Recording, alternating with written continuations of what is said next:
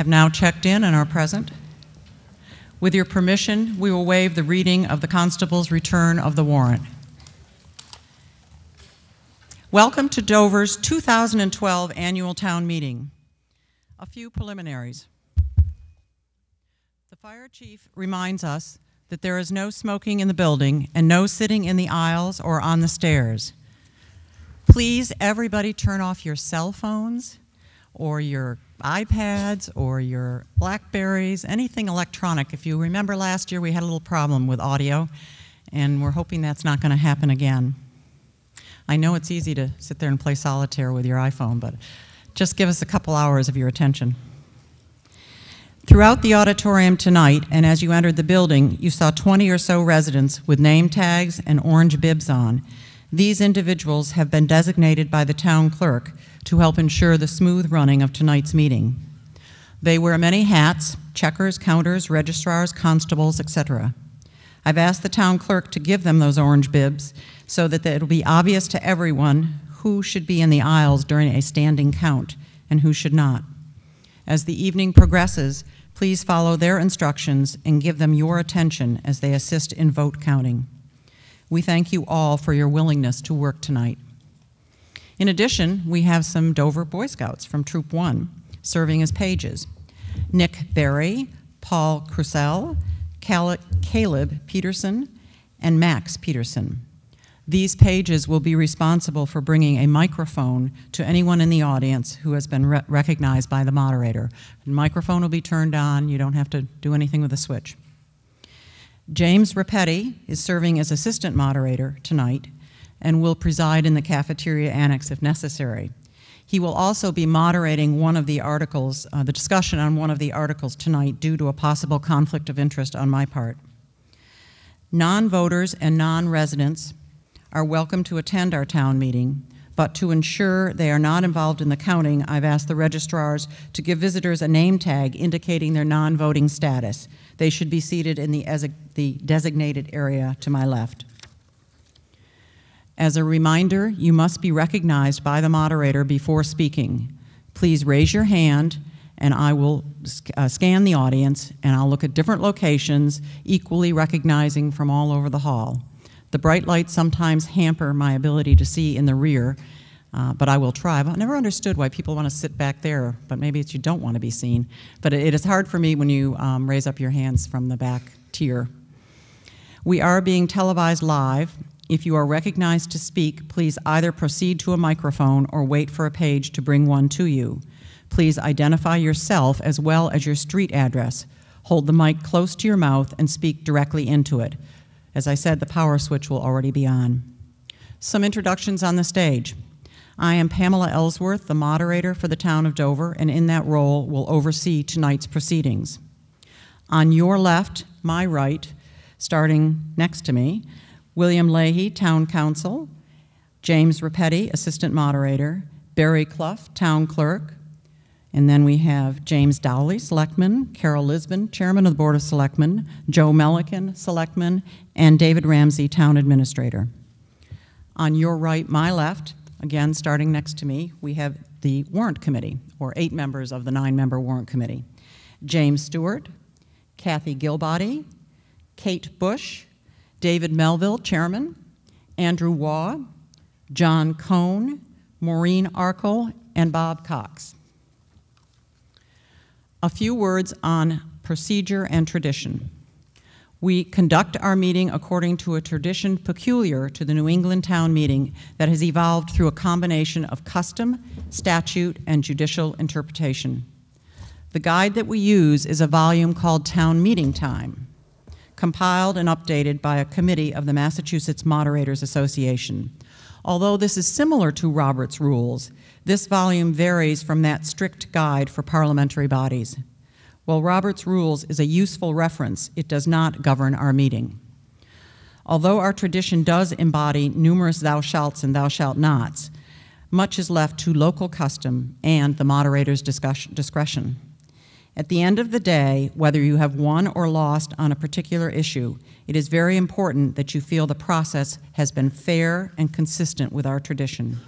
And important because this is really the glue that holds this most democratic form of governance together. It is a fragile thing, this town meeting tradition. Too many rules and it will become a game only lawyers can play. Too loose and it becomes anarchy. For the past few years, I've begun the meeting with a brief explanation of some common town meeting terms and bylaws. So I'll do that again tonight. The main motion. That is the motion which is stated by the warrant committee at the beginning of the article. Most main motions require a majority vote. Some need 2/3 or 4/5. The quantum of the vote is based on the subject matter of the motion. I'll let you know before the vote is taken what the quantum is, that the quantum is required. I think there's only one article that requires more different than a majority tonight. Amendment to the main motion. This must be discussed and voted on before returning to the main motion. It requires a majority vote to amend a motion. If you desire to amend a motion, I require that the amendment be put in writing and delivered to the podium at the time it is put on the floor. You obviously must be recognized by me and then say, I would like to amend the motion to read such and such. Move the question. It's also called the previous question. This motion is often yelled out by a bored, frustrated town meeting attendee who just wants to get on with a vote on a particular article. I'll not recognize any motion that's yelled out. You must first be recognized by me. The motion must be seconded. At that point, there is no debate allowed on the motion to move the question. And basically, they're asking, let's just get on with it and let's vote. We will vote on the moving the question, and that would require a 2/3. Assuming it passes, the meeting will move directly to the vote on the motion which was previously before it without debate. To reconsider a motion. Dover's bylaws state that if a reconsideration motion is made within 30 minutes of the vote on the motion to be reconsidered, only a simple majority is required to pass the motion to reconsider. Otherwise, this motion requires a 2/3 vote to pass. A lesson learned from those with experience with reconsideration motions: don't leave town meeting until it has adjourned. Your favorite article is always at risk for reconsideration. And finally, a motion to adjourn takes privilege over all other motions, is debatable, and requires a majority vote. As a rule, we use voice votes, and that is consistent with the tradition of town meeting being an open process. If I cannot call the vote by hearing it, I'll ask for a show of hands, and if that does not suffice, a standing vote. If 7 or more voters immediately question the moderator's call on a voice vote, then I am required to ask for a standing count. Hopefully, I have not confused you with this quick review. I'm here to help you accomplish within certain parameters the serious business of the town. At any time, if you are confused, please ask for clarification. Before each article, I will state the subject matter of the article and then recognize a member of the warrant committee to make a motion on the article. The full text of these articles is printed in the Blue Book, and in most cases, the warrant committee has included a summary of their position on the article. Tonight, I've asked the warrant committee members to keep their initial remarks regarding an article to a minimum. I'm assuming that every voter in attendance has read the Blue Book and understands why the warrant committee voted the way they did. If you did not bring your Blue Book with you tonight, please raise your hand and one of the Boy Scout pages will bring it to you. Just keep your hands up while I keep going here. A word about brevity. Tonight, I require that presenters of articles limit their presentation to no more than 10 minutes. During the discussion of these articles, I will try to maintain a balance between moving the agenda along and ensuring that all who have something to contribute have the opportunity. I encourage brevity and remind speakers that the longer and more complex your presentation, the greater the chance that you will confuse rather than persuade. Hopefully, all who wish to will have the opportunity to speak, and we will reach a vote without someone having to move the question out of boredom or frustration. A couple more reminders. If I am conducting a standing count, it's very important that you remain in your seat, either sitting or standing. I should say at your seat if you're standing, while the vote is being counted. I'll let you know when it's time to sit down or stand up to be counted. Don't move around the hall during the counting procedure, or I will halt the counting and we'll have to start all over again. If you see everybody in the hall or the passageways should be in an orange bib. If they're not in an orange bib, again, I'll halt the counting. Please pay attention to the counter for your section. In a particularly crowded section, we don't have that many tonight, but anyway, they'll ask you to stand up and then sit down as they're counting it row by row. Finally, I ask that all attendees tonight remember that emotions and personalities should be left at the door of town meeting. I'll not tolerate emotional outbursts or accusations directed towards individuals or groups. My responsibility to the town is to ensure that this meeting is conducted in a professional manner. Are there any questions about procedure? Before we proceed to the articles of the warrant, would you please join me in expressing our thanks to the score of elected and appointed volunteers who comprise our town government, as well as the able employees who ensure the smooth running of the town.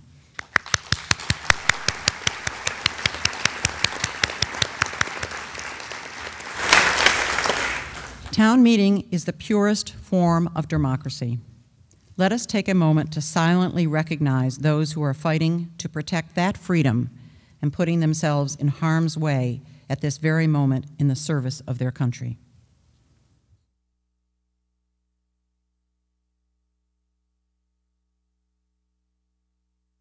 Thank you, and may God bless America.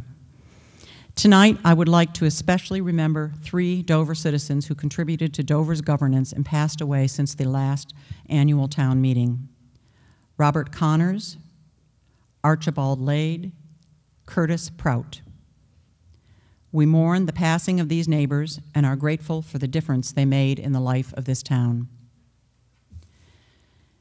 Before we begin tonight's proceedings, it is customary to recognize the chairman of the Warrant Committee for a few remarks. Mr. Melville.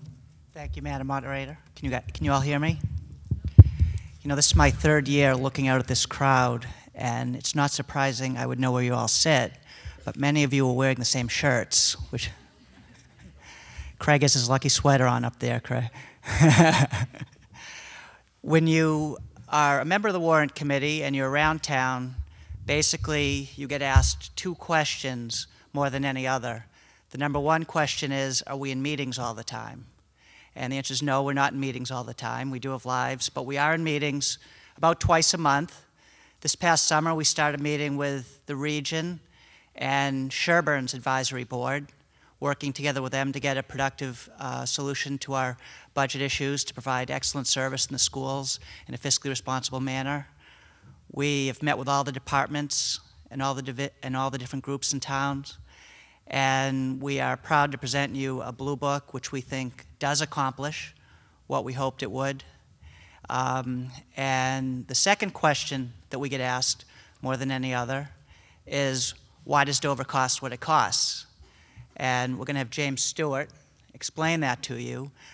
Before he does, I just would like to thank all the different departments, the schools, the committees, for so tirelessly answering our questions. Even when we asked you the same question 4 or 5 times, trying to figure out the answer. I want to thank the people in the townhouse that helped us this year, the selectmen, particularly Jim Dowley, for pushing us and encouraging us to be excellent in what we do. And most of all, I want to thank the fellow members of my committee. It's been an honor to serve as your chairperson and an honor to work with you this year. Thank you very much. Now, James, could you explain to us why Dover costs what it costs?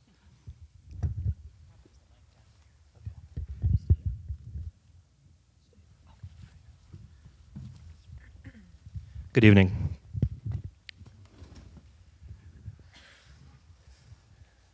We have a presentation for you tonight, just a few slides. Our presentation is basically a budget overview. But first, there are a couple of errors in the Blue Book, and we wanted to just highlight them to you. They're not at all meaningful, but we felt it was important in case somebody noticed. So we know of 2 of them. Article 4 on the spreadsheet on page 27 of your Blue Book, the dollar variances on a few items were calculated incorrectly, but the percentages are correct. And then the second error is on Article 5, item 7, pages 40 to 43 in your Blue Book. These are the capital items for Chickering, and they're out of order from the way that the moderator is going to read them off tonight. And I'll go through that. We apologize and regret any inconvenience or confusion this may cause. Next. And here, this is just a correction, and it just shows you that on this page 27 of your blue book, there are 5 numbers which were calculated incorrectly. So rather than 16,385.22 for the townhouse expenses, it should be 7,078. Carroll Community Center, instead of 31,000 difference between fiscal year 13 and fiscal year 12, it should be 20,504. The building maintenance salaries is 5,017 versus 14,000. And the expenses, as you can see here, is 18,015, and the number for the total is 12,300 versus 17,000. The percentages are correct. The totals are correct on all the other pages. It's just this is an error. Next. And then on your pages 40 through 43 of the Blue Book, where we talk about Article 5 items for Chickering, the capital items, they're just out of order from the way that we'll read them tonight.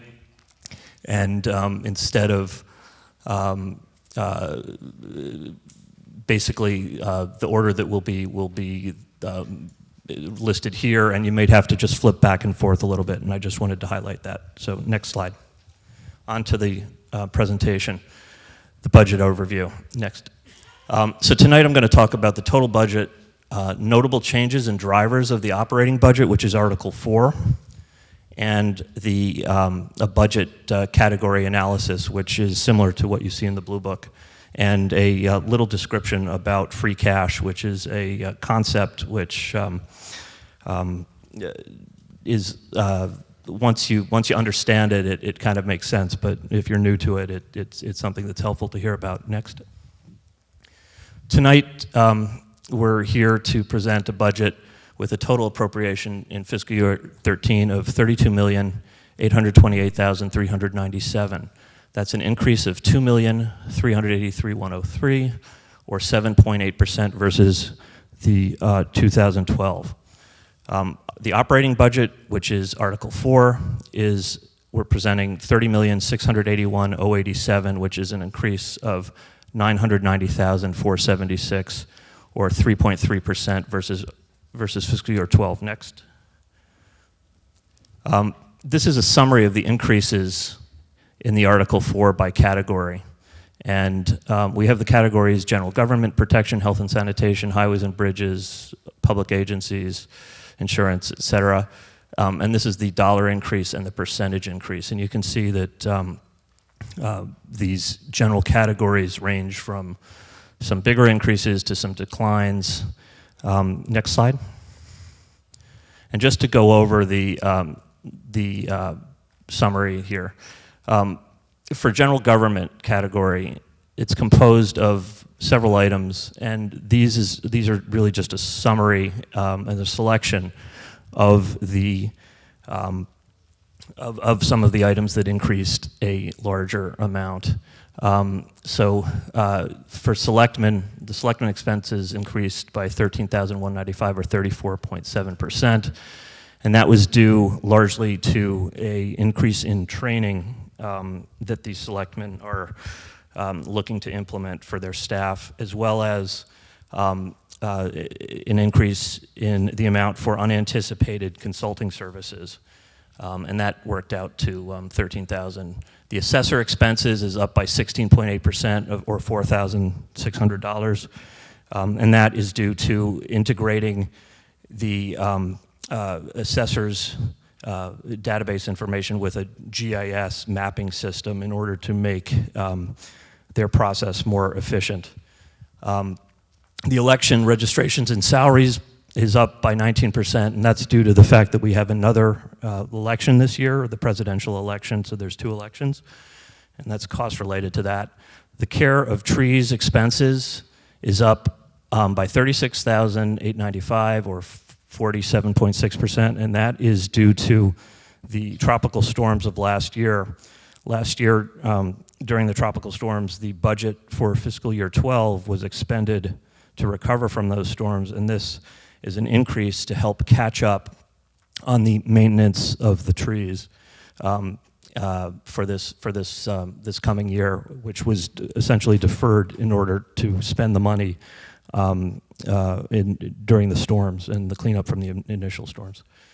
Board of Health expenses is up by almost $4,000 or 16.4%, and that is due primarily to the reintroduction of a program called SPAN, which is a substance abuse prevention program, which we do in conjunction with Sherborne.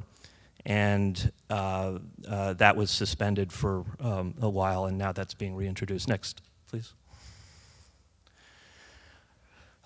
Fuel costs this year caused several items, several categories to increase. And so you'll see big jumps in townhouse expenses, building maintenance, town garage, tarvia, patching for the roads, highway bridges, and the protective agency building. And those are all driven heavily by the increase in fuel costs. It's not the only reason, but it's a large driver. The next. In addition, our insurance category was up by 8.2% or $179,000, and that's driven by a substantial increase in workers' compensation, group insurance, and other insurance as well. Next. Chickering, the Dover School, was up by 1.3%, $109,400, and that was a relatively moderated percentage, but there were several factors in there that drove the costs up and down, and you can see them here. Next slide.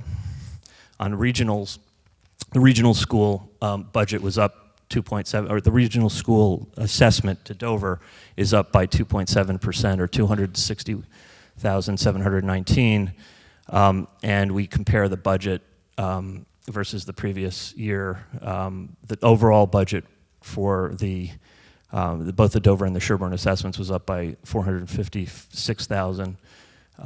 This is our allocation. Dover has a 54.3% allocation versus Sherborne's based on the student ratio. Drivers here, salaries were up. Insurance, as in other cases, was also up substantially. Salaries were relatively moderated, but salaries and benefits were big numbers in terms of the percentages. Next slide. Minuteman, the Minuteman school, regional school of which we're a part, was up by $31,000, which is a 108% increase, and that is really driven by the fact that we'll have 2 students there rather than 1 in the previous year. Next slide. Debt costs were down by are to be down by $45,750, and that is due to maturities leading to lower interest on less debt outstanding. Next slide. So the question is, where's the money spent? And at the open warrant meeting, we had several questions about that, and that's something that people seem to like to talk about. We have looked at the operating budget, the capital budget, and the total spending. Next. This is what you see in your blue book. It's the exact same slide on page 19 of your blue book, and it has the breakout. Hopefully you've had a chance to look at it. Just one comment here. The schools, well, I'll skip that and go to the next slide.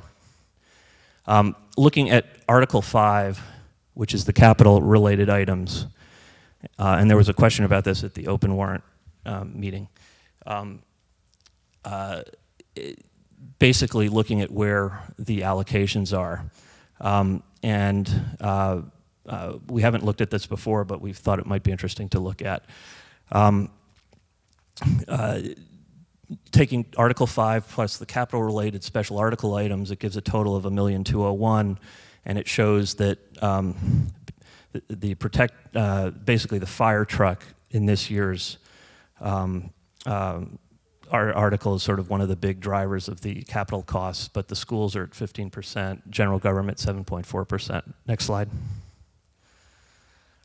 This is a little more comprehensive allocation attempt to look at the different categories, because there was a very specific question to look at operating budget, but it's also where are we spending the capital budget, where are we spending the total amount of money on different sectors and different areas. And so when we allocate various pension costs and insurance costs, for instance, back to the schools, the regional school pays for their own pension and insurance, and that's all in our assessment. But Dover School, because the employees are town employees, that's sort of in a different pot. And we've reallocated the insurance and the pension and the debt, and added the Chickering and the regional schools, and that works out to about 61% of the total budget of $32,828,397.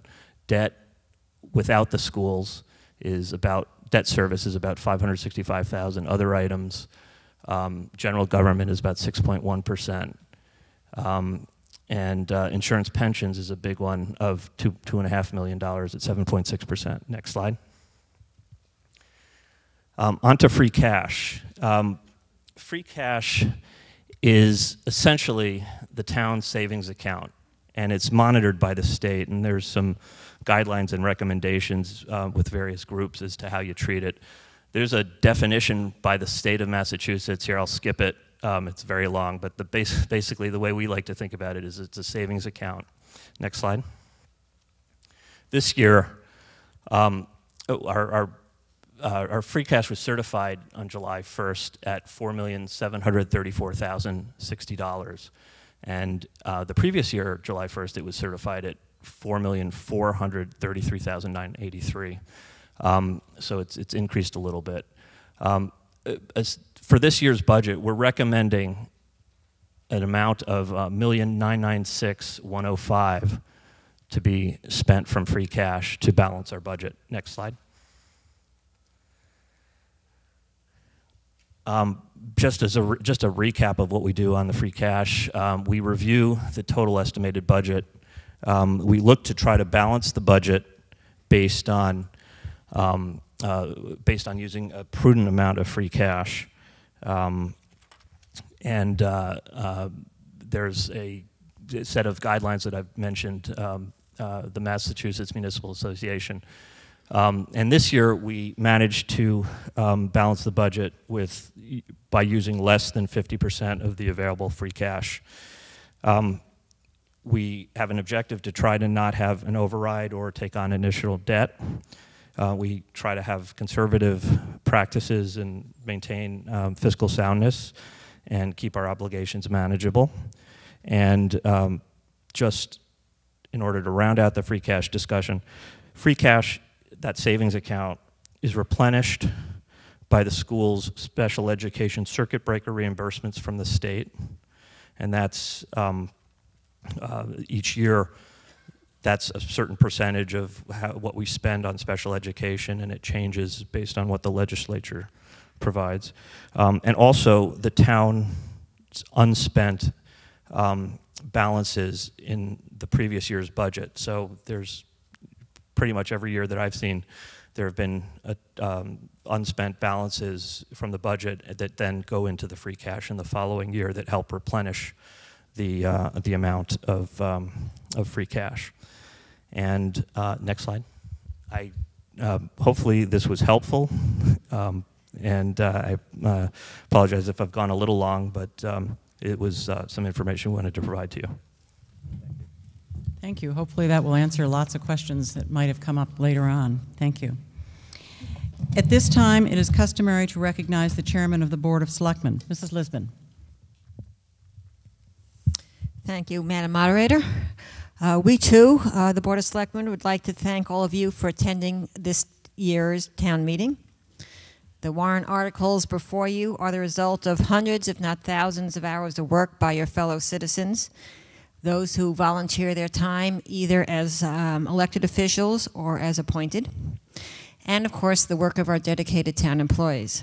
So thank you to all who help govern the town. This meeting was called to order this evening by our town moderator of 13 years, Pam Ellsworth. It's also her last meeting, as she and her husband Frank will be leaving Dover after 33 years. During her time in Dover, she has been PTO president at Chickering, Carroll, and the Dover-Sherburne Middle School, a member of the Warrant Committee for 6 years, assistant town clerk for 14 years, and a selectman for 3 years. She has also served on numerous boards and committees in her role as Warrant Committee member and selectman. Now, as we all know, Pam is very strict about speaking time at town meeting, so to avoid getting the dreaded gavel, I'm going to stop here with all her volunteer activities in Dover. Pam, on behalf of all of Dover's citizens these past 33 years, thank you for your dedication to the town of Dover, the respect you have shown for the governance process and to the citizens of Dover. You will be missed, and we wish you happiness in your new home and your new endeavors.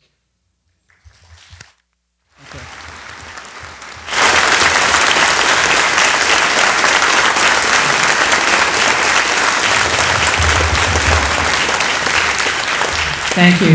It's been my privilege and a joy to do this. Oh, dear. Ooh, thank you. I love flowers. Thank you so much.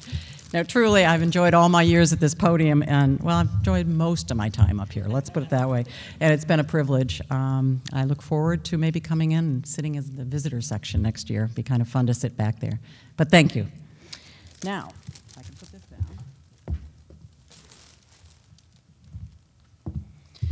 Okay, before we move to the articles of the warrant, it is customary to again recognize the chairman of the warrant committee for a motion governing the conduct of the meeting. Mr. Melville. Madam Moderator, I move that the following rule be adopted for the conduct of this meeting. Any amendment to a main motion that would increase an appropriation must contain a provision for the sources of funds for the increase such that the total amount to be raised and appropriated at the meeting will not be increased. Second. This basically is a funding mechanism for our town meeting. If someone comes up and wants to spend more money than the warrant committee has recommended, they've got to identify how they're going to fund that. Is there discussion on the motion?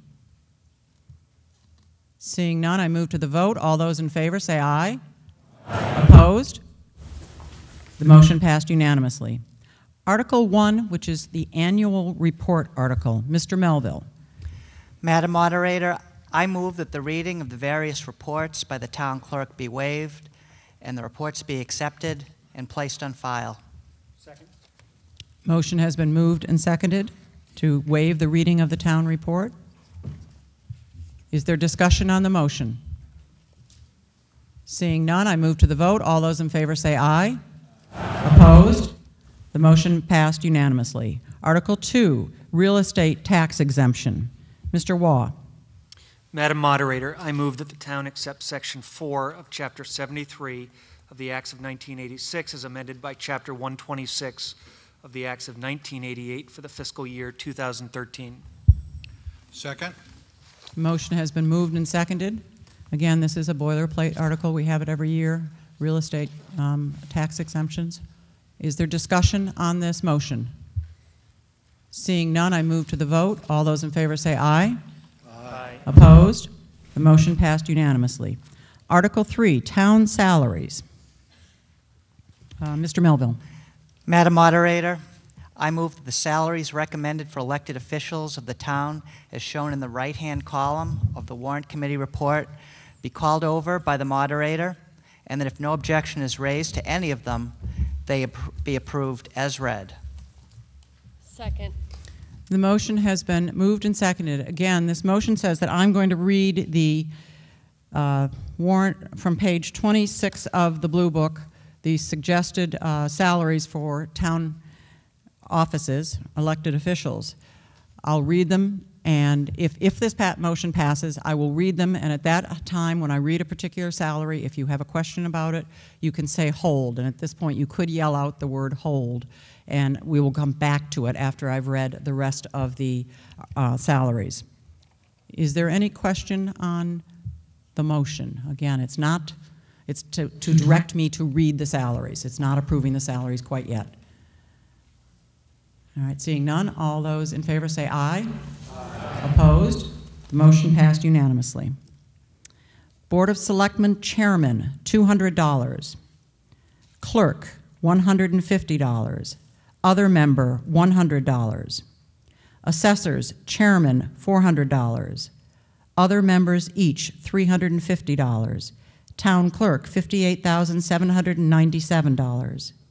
Planning board, chairman, $100.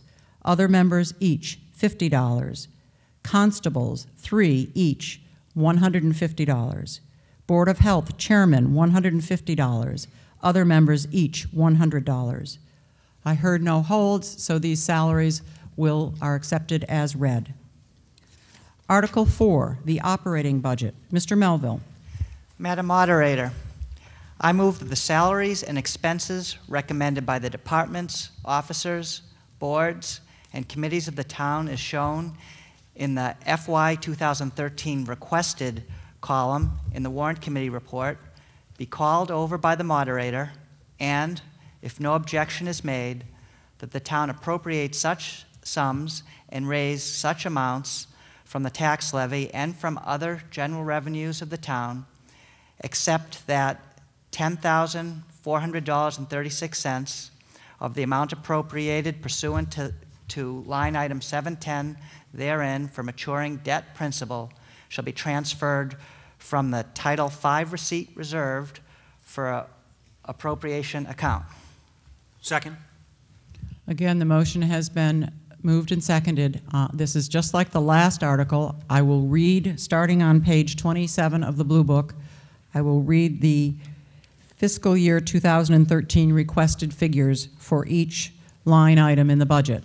If you have a question, simply say hold as I read a particular article, a particular number, and we'll go back to it at the end. Are there any questions on the motion? All those in favor say aye. Aye. Opposed? Motion passed unanimously. 301, Moderator, 0. 131, Warrant Committee, 4,976. 122, Selectmen total, 314,596. 192, Townhouse expenses, 63,567. 191, Whiting Road, 4,336. 193, Carroll Community Center, 111,332. 199, Building Maintenance, 294,168. 129, Copying Postage, 30,886.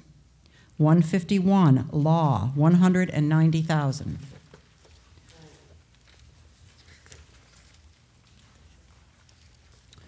$135, Town Accountant, $171,748. $141, Assessor, $155,814. $145, Treasurer Collector, $194,329. $155, Data Processing, $113,947. $161, Town Clerk, $71,027. $162, Election and Registration, $52,722. $175, Planning Board, $67,420. $411, Engineering, $70,155. $201, Police, $1,855,344. $299, Protective Agencies Building, $92,234. $292, Animal Control, $27,903. $220, Fire, $422,256. $231, Ambulance, $165,254. $241, Building Inspector, $89,228. $291, Emergency Management, $3,557. $171, Conservation Commission, $61,624. $176, Board of Appeals, $4,592. $294, Care of Trees, $122,872. $295, Tree Committee, $2,500. $433, Garbage Disposal, $18,700. $439, Solid Waste, $372,787. 450, Town Water, $22,160. 519, Board of Health, $63,346. 422, Maintenance, $632,732. 423, Snow and Ice, $290,000. 424, Street Lighting, $11,806. 425, Town Garage, $84,276. 428, Tarvia Patching, $250,000. 194, Energy Coordinator, 0. 491, Cemetery, $104,878. 541, Council on Aging, $117,745. 610, Library, $530,565.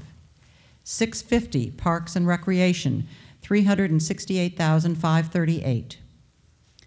152, Personnel Committee, 0. 178, Dover Housing Partnership, 0. 195, Town Report, $11,509. 543, Veterans, $2,000. 691, Historical Commission, $1,250. 692, Memorial Day, $2,600. 912, Workers' Compensation, $66,053. 914, Group Insurance, $1,986,138. 916, Medicare FICA, $140,792. 950, Other Insurance, $175,920. 911, Norfolk County Retirement, $821,017. 600, Dover School Operating, $8,355,454. 601, Dover's share of the Regional Operating Assessment, $9,810,253. 602, Minuteman Vocational, $60,573. 710, Maturing Debt Principal, $1,160,401. 751, Maturing Debt Interest, $456,207. 759, Bank Charges, $5,000. The only hold I heard was on the law budget, number 151. Anybody else hear anything different? Mr. Melville, could I ask for a motion on that budget, please? I move, Madam Moderator, I move that $190,000 be raised and appropriated for item 151, law. Second. Second. It's been moved and seconded that $190,000 be raised and appropriated for 191 law. Is there a question, discussion? Yes. Could you stand up, please, and wait for a mic? Wait for a mic, though. We've got it on tape, that's why you have to do that. Good evening, I'm Craig Rafter, Grand Hill Drive, number 8. I had a question on the $190,000 monies being allocated for, it says law, and I'm just wondering, does it just go out to bid to town council? Do we just hire it? Does it represent just the monies that we spend with town council? And I was looking for a clarification. Thank you. Yes, John. Yes, that's the budgeted amount in case the town needs to get legal counsel on any issues that may come up in front of the town. And it is an increase. It is not because we know of anything pending immediately, but it just recognizes the fact that in this day and age there are many issues that do require legal counsel.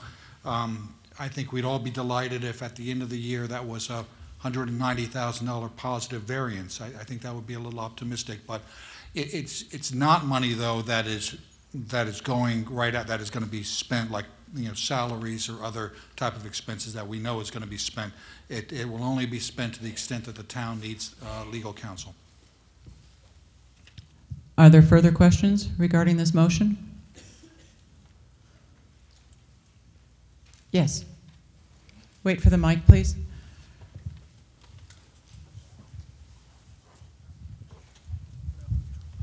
My name is Lee Stein at 2 High Rock Road, Dover, Mass. My question is more to the amount than the reason for or how this is appropriated. It seems to me that a year ago we went up by a very substantial margin, and this must have been for a reason, I think. And now we're maintaining that margin rather than thinking that maybe it should be leveled off to some degree. And rather than being leveled off, it's being increased again. I just think that an explanation is warranted as to why that is happening. Thank you. Yeah.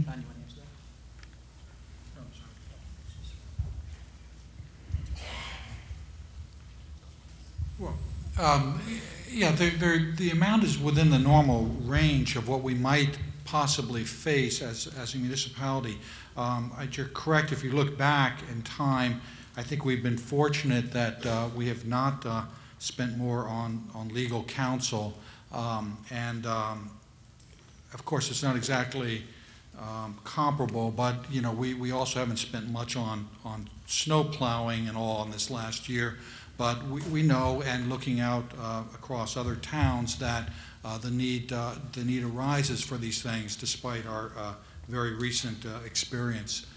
But again, I think most important is that the money will not be automatically spent unless it is needed, by the town to seek counsel. Are there further questions on the motion? Seeing none, I move to the vote, and again, I'll repeat. The motion is I move that $190,000 be raised and appropriated for line item 151 law. All those in favor say aye.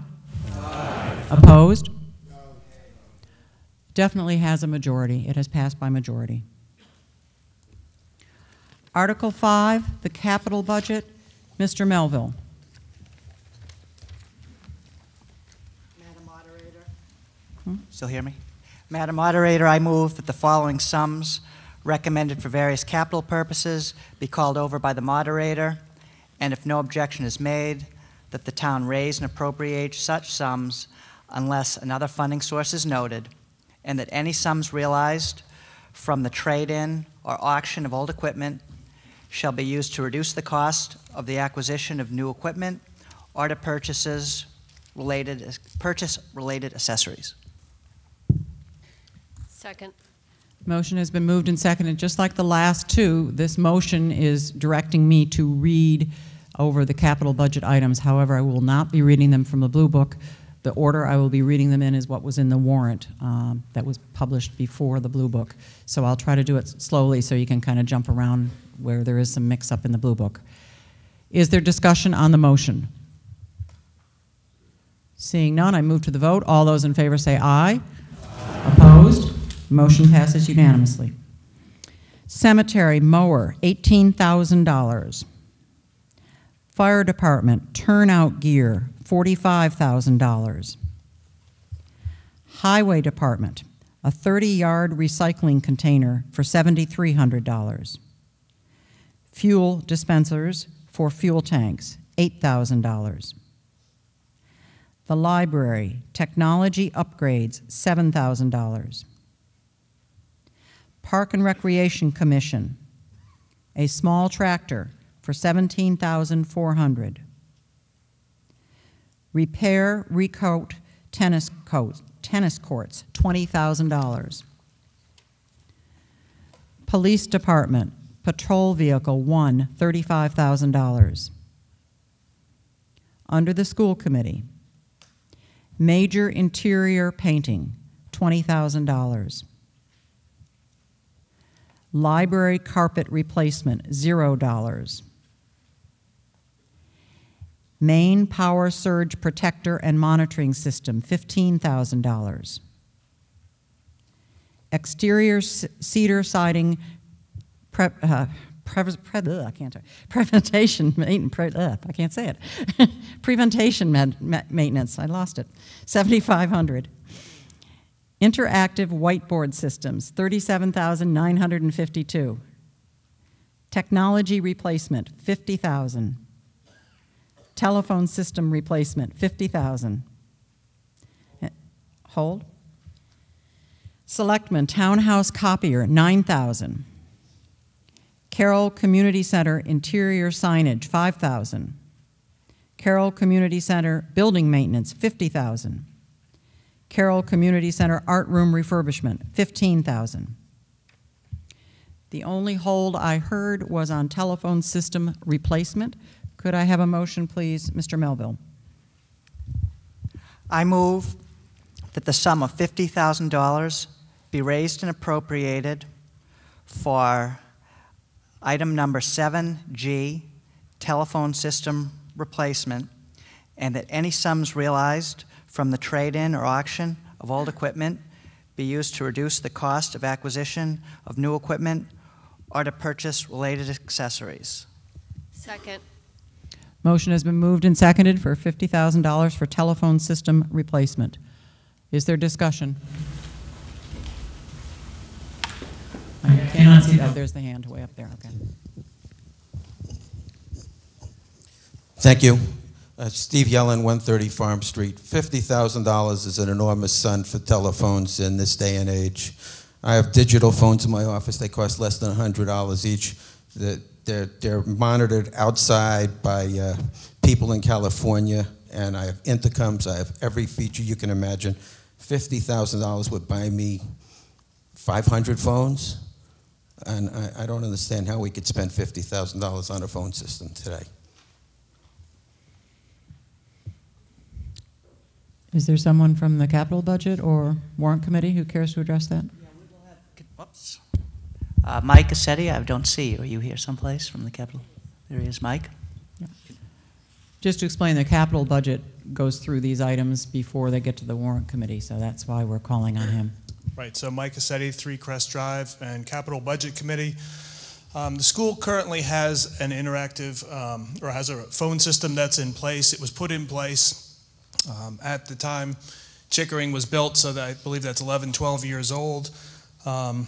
This new system would allow for self-maintenance, which will help prevent additional costs down the road. The current system right now is out of warranty. It's failing. Believe that this will be put out to a bid, and based on the Capital Budget Committee's review, we felt like this was an appropriate expenditure. Are there further questions on the motion? Seeing none, I move to the vote. I'll repeat it, that the sum of $50,000 be raised and appropriated for 7G telephone system replacement. All those in favor say aye. Aye. Opposed? No. All those in favor raise your hands, please. And all down, and then everybody who's not in favor of this, raise your hands. I have to have a standing count. All those in favor, please stand.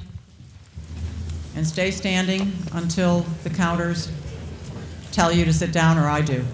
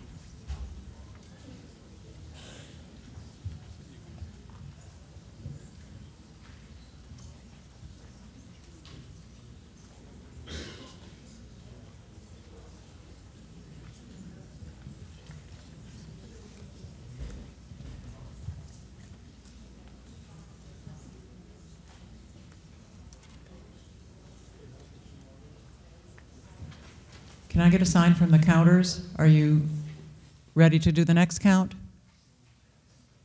Carl? Not yet, okay.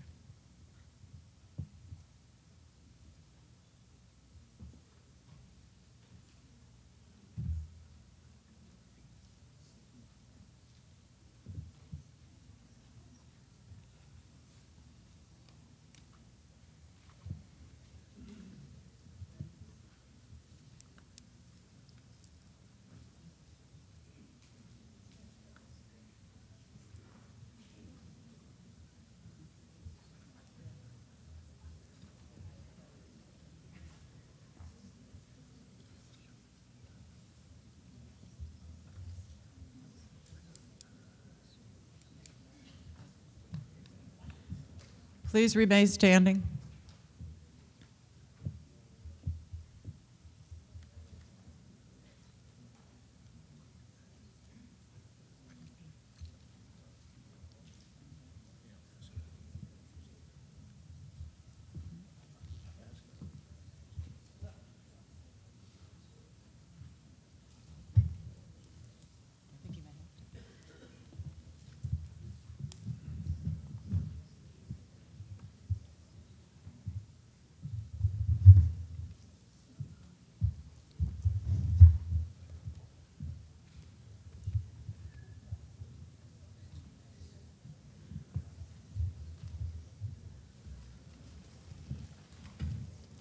Okay? Yes, now please be seated, and all those who are not in favor of the $50,000, would you please rise and stay standing until I tell you.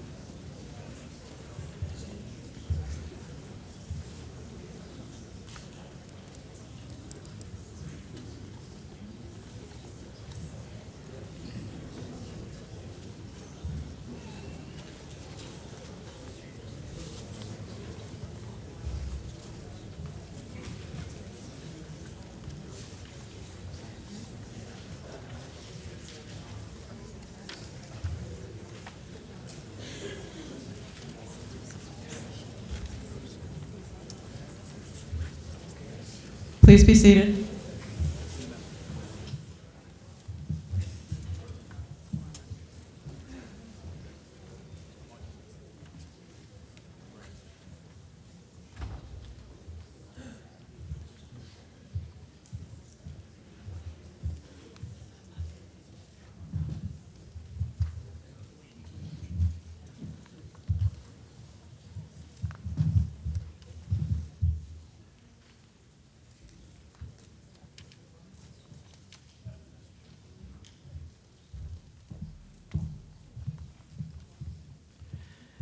The vote is 100 in favor and 87 against. The motion has passed. Article 6, Unemployment Fund. Mrs. Arkell.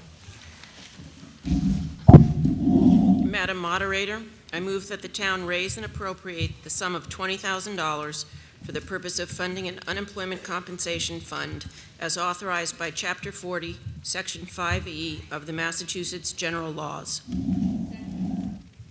The motion has been moved and seconded to raise and appropriate $20,000 for the unemployment fund. Is there discussion? Seeing, yes. Thank you. Jim Fleming, Fox Run Road. I'd like to know what department is generating the unemployment. And is it true that the school department, with their substitute teachers, when they're not working, they're filing for unemployment? Thank you. Mr. Melville? Would it be possible to pass that to Mr. Ramsey? Mr. Ramsey? Madam Moderator, most of the expenses are associated to former school employees, but I can't comment on what positions they hold.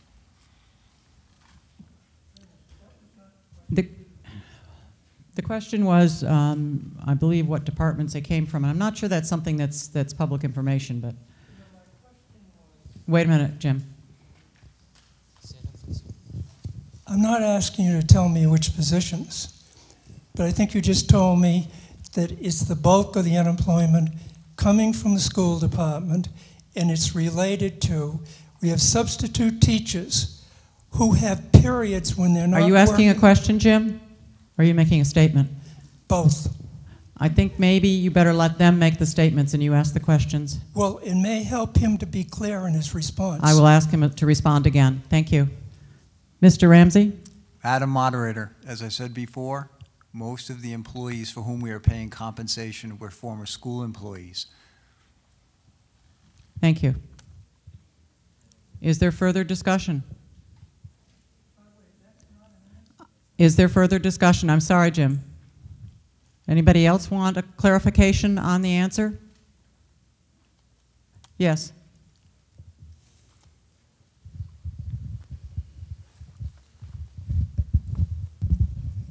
Lee Stein, 2 High Rock Road, Dover.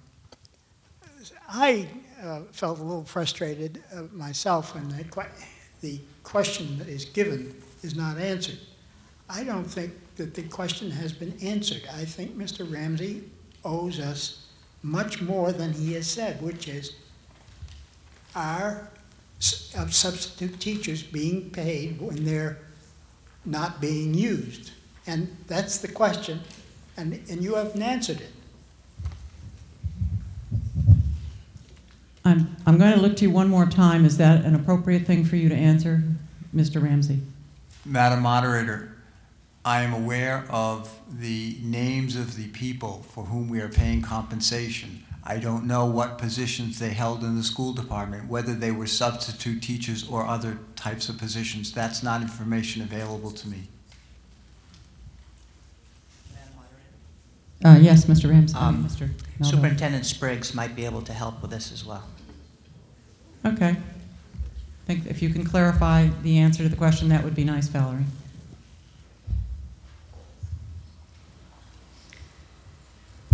Madam Moderator, no, when the substitute teachers who are not working are not receiving unemployment at that time. They are paid for the days that they come in to work only.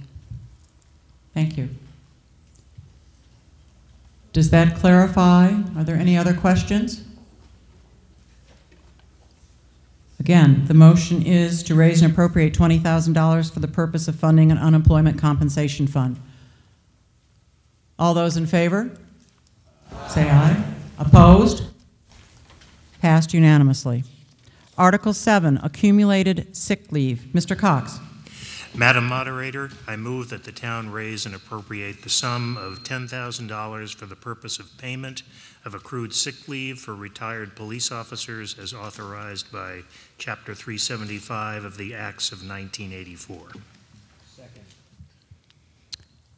It's been moved and seconded that $10,000 be raised and appropriated for the accumulated sick leave for retired police officers. Is there discussion on this motion? Seeing none, I'll move to the vote. All those in favor say aye. Opposed? Motion passed unanimously. Article 8, Chapter 90 funds. Mrs. Gilbody. Madam Moderator, I move that the town authorize the Board of Selectmen to enter into contracts, apply for, accept, expend, and borrow in anticipation of any funds allotted by the Commonwealth for the construction, reconstruction, and other improvements of town roads and related infrastructure. Motion has been moved and seconded. Basically, this permits the selectmen to access Chapter 90 funds from the state for road repairs. Is there discussion on the motion? Seeing none, I move to the vote. All those in favor say aye. Aye. Opposed? Motion passed unanimously. Article 9, revolving funds. Mr. Cohn. Madam Moderator, I move that pursuant to the provisions of Massachusetts General Laws, Chapter 44, Section 53E and 1/2, that the town authorize the use of revolving fund accounts for the following boards or departments, and that such accounts shall not exceed the amounts set forth for the fiscal year 2013. 1. Building Department, A. Gas Inspector, $5,500. B. Plumbing Inspector, $16,900. C. Wiring Inspector, $22,000. 2. Board of Health, A. Perk and Deep Hole Inspection and Permitting, $40,000. B. Septic Inspection and Permitting, $40,000. C. Well Inspection and Permitting, $15,000. D. Swimming Pool Inspection and Permitting, $10,000. 3A. Building Maintenance Department, $5,000. 4. Library, A. Materials Replacement, $5,000. And further, that the fees charged for these services be credited to the respective accounts, and that the aforementioned boards or departments be authorized to make expenditures from the respective accounts and for the respective purposes up to the amounts set forth above. Second. Motion has been moved and second for revolving funds for the coming fiscal year. Is there discussion on the motion? Seeing none, I move to the vote. All those in favor say aye. Opposed? Motion passed unanimously. Article 10, a zoning amendment. Mrs. Arkell. Madam Moderator, I move that the town amend Section 185-44 of Chapter 185, Zoning Bylaw, Floodplain District, by updating references to the flood insurance rate map and applicable state regulations in accordance with a copy of said amendment and firm included in the Planning Board report on Article 10 on file with the town clerk, said amendment to become effective on July 17, 2012. Second. Motion has been moved and seconded for a planning board zoning amendment. This motion, when we vote on it, will require 2/3, as all zoning amendments do. There was a public hearing held on this issue this spring. Is there further discussion? Questions? Seeing none, I'll move to the vote. All those in favor say aye. Aye. Opposed? The motion was unanimous.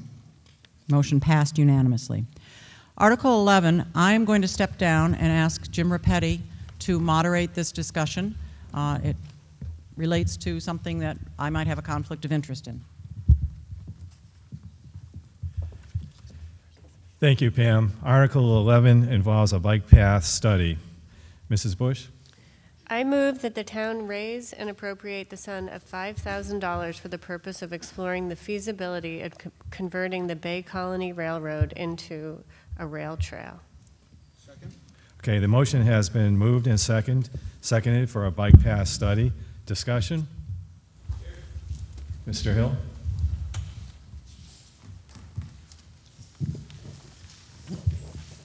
State your name and address, please. Is this on? Yeah. Thank you, Mr. Moderator. I'm Greg Kills. I live at 44 Pine Street with my wife and 2 kids, 6 and 4. It's my privilege to say a few comments to introduce this Article 11, which is the rail trail article.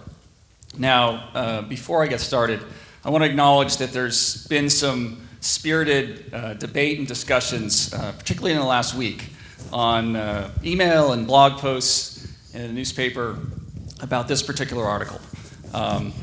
Clearly, folks have strong feelings on both sides of this issue, and I think it's great. We look forward to having a healthy debate and discussion on this issue. So I'm going to take us through a few slides to give you context on the rail trail in this particular article.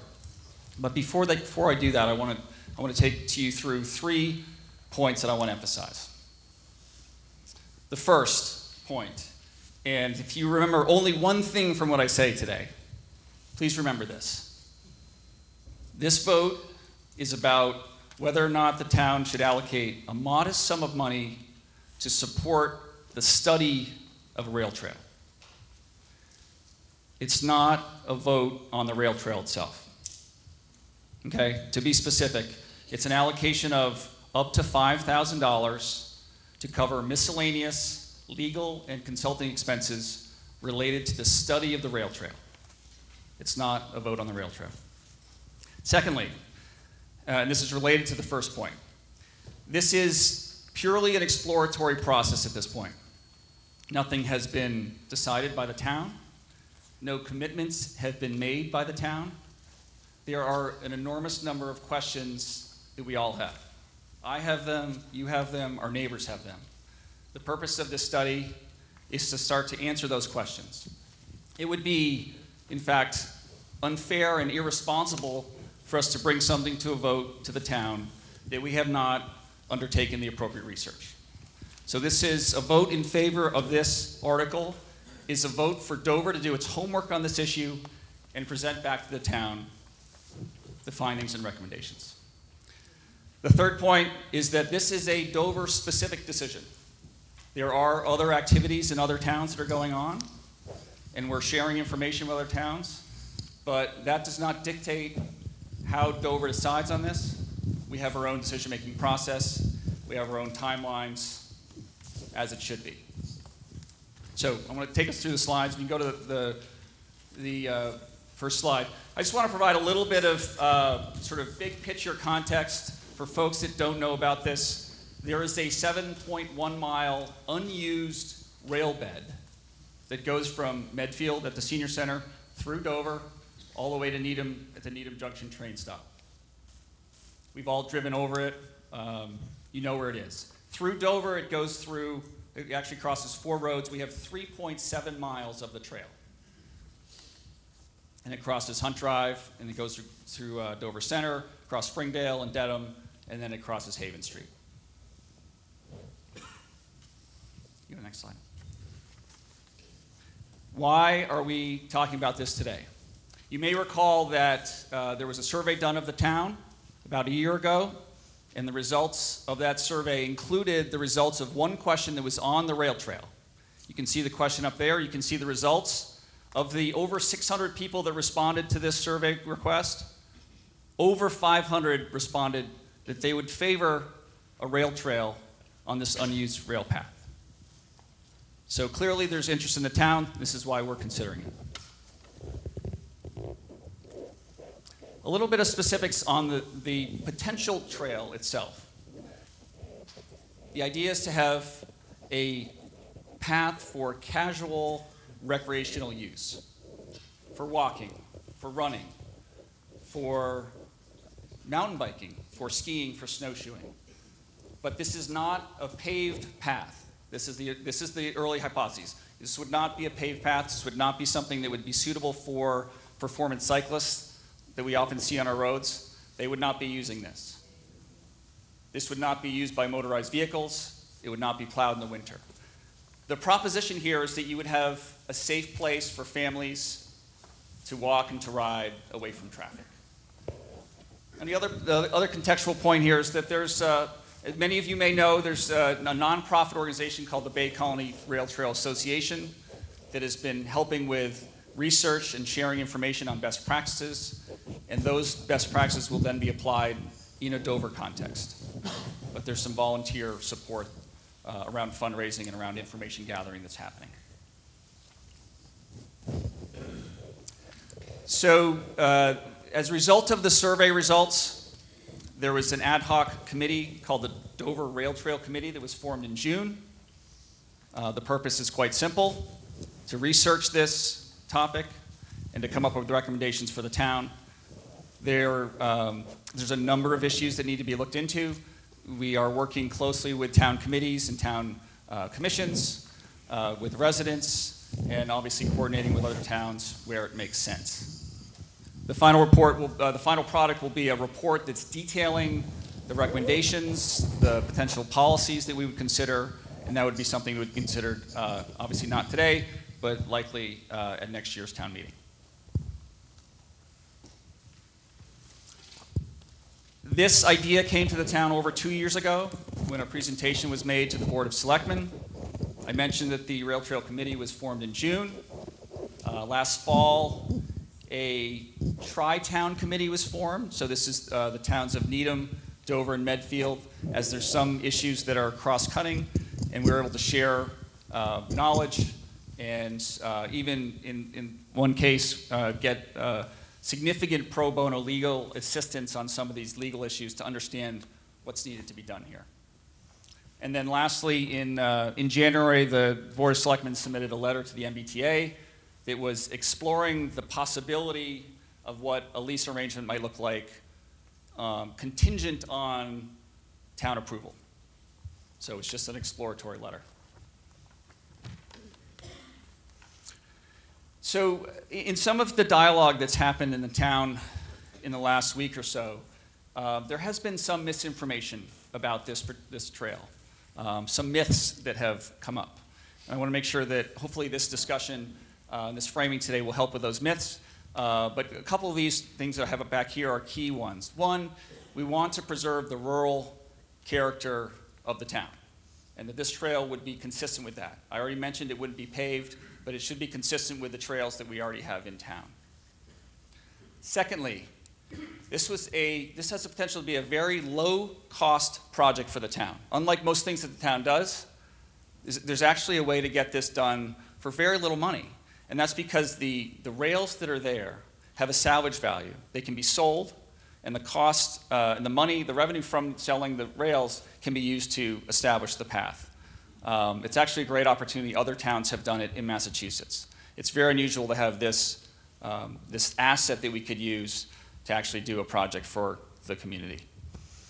And lastly, local control. I mean, this is, again, Dover will have control over Dover's segment. This is not something we're ceding to some other organization or some multi-town entity. This is the last slide. The future plans. Essentially, what we want to do is develop this study. There's a number of questions, over 40 areas that we've identified, whether it's whether dogs should be on leash on the trail, rules and regulations, public safety, environment, etc. There are a number of things. If people have other ideas, we will take all of the ideas and seek to answer those questions. And as I said, the idea would be to present this to this group next year at the town meeting for consideration. So it's clear that considering this is something that is of importance to a good number of members of the town. And I think we want to use this time that we have today to debate the merits of the article, which again is allocating up to $5,000 for miscellaneous expenses for legal and other consulting expenses related to the study of the rail trail and not the rail trail itself. Let's have a vote on this, and essentially a yes vote, as I said, is a vote in support of Dover doing its homework on this issue so we can come back and present to the town. There are a number of questions. Let's give ourselves an opportunity to support the development of really helpful answers. Okay, thank you, Mr. Hill. Further discussion, and by the way, this is a majority vote.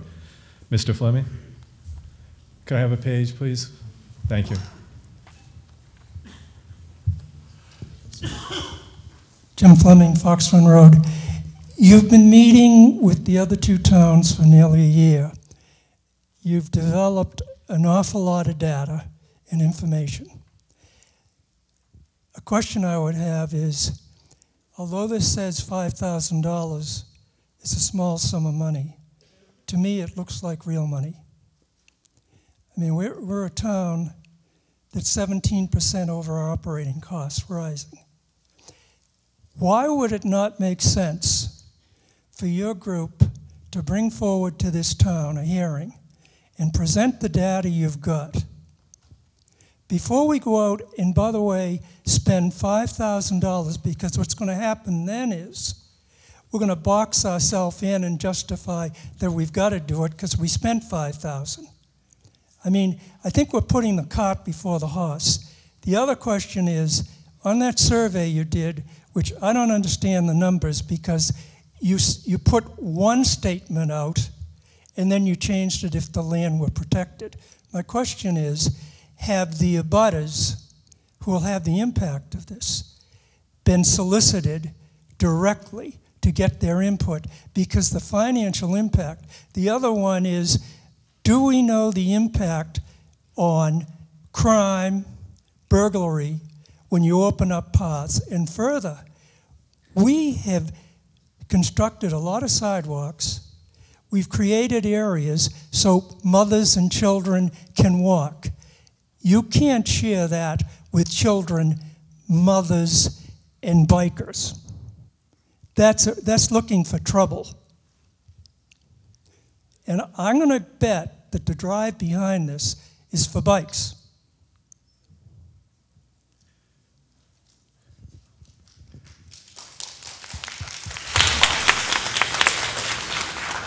Thank you, Mr. Fleming. I think there were 3 questions. Would you like to answer them, Mr. Hill? First question related to whether it makes sense to present a report without expending the $5,000 cash. Yeah, so, right, so on the collection of data that we've been doing as far as the research, some of it exists. We are continuing to do it. Certainly weren't ready this year to present it to the town for consideration. I think we welcome open hearings and open discussion on everything we found. And we've been having at least monthly Rail Trail Committee meetings that have been open to the public to hear what we've been finding. But I think we look forward to having very participatory meetings with members of the town to get input from everybody on the range of issues that you raise, which are very valid issues to discuss and come to a decision on. Yeah, second question related to have abutters been solicited and whether there are known impacts on the abutters. Yeah, so Carol, I believe there was something before I started on the committee that you had an outreach to the abutters, is that correct? Sure. So back in, I think it was November of 2009, if we have this presentation with that timeline on it, when the Bay Colony Rail Trail first approached the Dover Board of Selectmen and asked for a presentation, at that point, we went to the assessor's office. They gave us a list, as they do when they're required to notify abutters of any project. And we sent out over 80 letters to abutters inviting them to a meeting. We had a few show up. We currently have that list, and one of the things that the Rail Trail Committee will be doing is reaching out to the abutters as well as any other citizen in Dover to get email addresses. I don't think anybody wants to spend $50 or $60 every time we need to notify folks about meetings and open hearings. So we hope to develop a very vibrant and inclusive email list that will help us communicate with all of you better. Okay. The other part of that question is there is data that has been, there's been research done on sort of crime rates and property values, et cetera, that are very favorable when a rail trail is put in on how it affects property values. But that's sort of stuff that would be part of the overall research we'd want to present to people in a formal way. Okay, thank you, Mr. Fleming and Mr. Hill. Other questions? Yes, gentlemen over there. Can I have a page come down this aisle, please? I'll keep coming down. Yeah, raise your hand, sir. Thank you. Thank you, Alan Moss, Haven Street. Yeah, in terms of all the negative points that you brought up, there's a lot of value to this for the town, for residents. And as one of the cyclists that you all hate on the roads, I can guarantee you most cyclists will not use this because it's a gravel path. It's not suitable for mountain bikes or performance bikes. It's really suitable for kids on bikes, cross-country skiers, and people who walk. It's not suitable for the kind of fast bikes that you see on the roads. Okay, and sir, right here. Thank you, ma'am. Marie Rotoli, 37 Yorkshire. My question is, you're doing a study. Who's going to do a study? I drive, and I've been a resident here just for 2 years, but I noticed that we need the Dover Cleanup Committee of local citizens because children, teens are throwing beer cans on our roads. I'm well aware of a trail that you're going to be opening up if it's going to other towns. We're going to be having kids drinking. You're going to be using the resources of the police to be able to patrol this. We're trying to contain our budget. I want the rural character here. I moved here. I'm willing to pay higher taxes, which I am. And what sort are you going to do to show me that you're going to be able to prevent crime? You're going to be able to prevent teenagers from coming here. We're going to have to pay someone to patrol this area. You're going to be opening it up to Medfield, Needham. What guarantee can you give me in this study? So I don't want to give $5,000. I think since it's your issue, you should come to me and explain to me why you need this money, since you've already studied this, but you haven't given me any understanding as to how you're going to prevent all these things. We can't prevent all the trash and litter, beer cans. I'm driving from Westwood into Dover, and I see beer cans, and then at the end, I see the empty carton of beer. Now you're going to open up a trail where supposedly mothers, et cetera, are going to be walking. I doubt it. And you would have to show me. I don't feel we should spend the town money on that. Since it's your issue, you should come to us and have your study done. Can I have the resident next to her, please? Thank you. Hi, Martha Boland, 9 Partridge Hill Road, right across around the corner from Hunt Drive, and I'm very, very concerned about Rails to Trail coming to Dover. I've been in Dover for 20 years. I moved here because of the schools, because of the charm, because of the character. I was given different numbers as far as how the rail trail was going to be divided. I was told from the train station in Needham to our trestle, which, by the way, probably is in need of repair. I heard that the last time the train came across, the conductor got out and walked across the train trestle. So no one has talked about what the cost of that is going to be. So of course Needham's going to support this. There's very little trail coming through there. It's not going through their town center. It's coming directly through our neighborhoods. It's coming through our town center where there's going to be a huge parking problem. And then on to Medfield. And what is it impacting in Medfield? It goes right through some land, not even conservation land, and it goes over to Kingsbury Club. So Dover's impact is going to be huge. And you talk about being conservative and the finances in the town, and you've done a really pretty good job.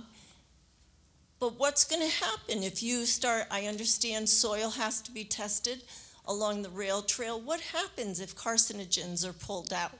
I was told that there was Agent Orange spread years ago to keep the weeds down. You're opening a Pandora's box. Dover has such a quality about it that you're going to alter it dramatically. And I think the other thing that bothers me is that you pulled 500 people out of a town of 6,000 people, and you got this, and you're moving on. Why wasn't there a public hearing last May at our town meeting or the year before to address all these concerns then, rather than putting out money at this point to pursue a study to find out maybe next May 13th the town isn't going to agree to it? So my concern is the finances and people really thinking about what's going on. I'm sorry I'm talking on, but this is such a passion of mine to kill this. Thank you. Thank you very much. Woman in the aisle to your right, please. Behind you, sir. Thank you. Hi, Carolyn Ringel, 4 Abbott Road. I actually have no opinion on the rail trail itself. which to me is sort of the point of this article. What I've noticed is everybody who stood up has asked about 10 questions about the rail trail, which is the point of the study. So to me, the issue isn't, are you in favor of the rail trail? It's, do you have questions about how it would impact the town, how it would end up getting laid out, how it would cost, how it would impact crime, how it would impact the butters. All of these are questions that I have no idea what the answer is, and that's why we need a study, in my opinion.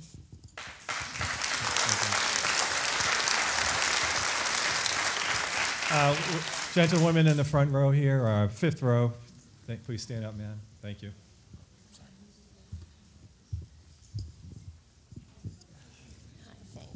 I'm Elaine Rosenberg from 19 Knollwood Drive, and yes, I am in a butter.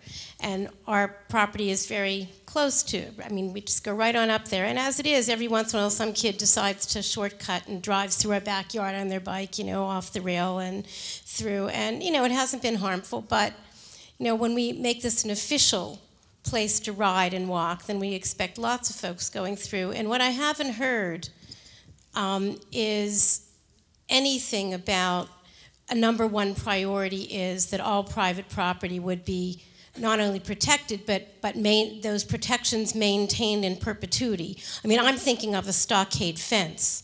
I'm not thinking of some guy walking by occasionally and picking up the trash. One thing that bothers me about the study, I mean, a major thing, is you're calling this a feasibility study. Feasibility means, yes, we are capable of doing this. I'm not hearing an impact study. And that to me is a major difference, that there needs to be an impact on the town, on the property, and I mean, that's really, once this is there, it's there forever. You can't say, whoops, we don't want to do this anymore, and put up a barrier from Medfield to Dover and Needham to Dover. So I think we need, and you know, pardon me, I probably did get a letter 3 years ago to ask if I wanted to see a presentation about something nice that some group wants to do in Dover, but I haven't been asked as an abutter since then. I haven't gotten any personal notices about meetings. I haven't been, you know, asked to come in and hear what's going on, and that bothers me, and we've lived here for over 20 years. So I haven't felt this kind of, let's do this in the corner whispering and then we'll let you know about it. Okay, thank you very much. Gentlewoman in the back row there, raising your hand. Thank you. Hi, Maggie Sharon, 28 Ledgewood Drive. I guess I have a question for the presenter, and that is, say tonight, I mean, we could talk all night about the pros and cons of this, but I teach the 6th grade, the ne'er-do-well children of Needham, who, you know, we don't want them in our town. So I'm just wondering, school starts at 7 a.m. for me, and really all night we could be here. What happens to you and your committee if we vote no tonight? Do we kill you? Do you go away? Or will you find other funding and keep going, and, you know, this isn't going to solve anything?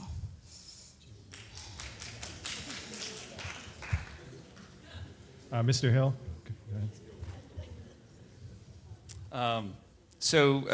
We've been meeting as a committee since June, as I indicated, doing a study, and we will continue to do that, whether there's formal funding allocated by the town to cover some of the legal expenses. I'm sorry? You keep going anyway. That's correct. We'll continue to look at the issue. Yeah. I'm sorry. Please confine your comments to the time that you are recognized, and please wait for a microphone. Thank you. Rodney, would you please stand? Rodney Peterson, 31 Springdale. Rodney, please wait for the microphone. Thank you. Rodney Peterson, 31 Springdale, where I live with my wife and 3 children, and our dog and our birds and all kinds of other menageries. I think this is a tremendously exciting idea. I think this is the right way to go, a feasibility study. There are very many questions that our neighbors are raising about the project. These need to be considered carefully. I am familiar with rail trails in Concord and Lexington. I see no problem with trash. I see no problem with security issues.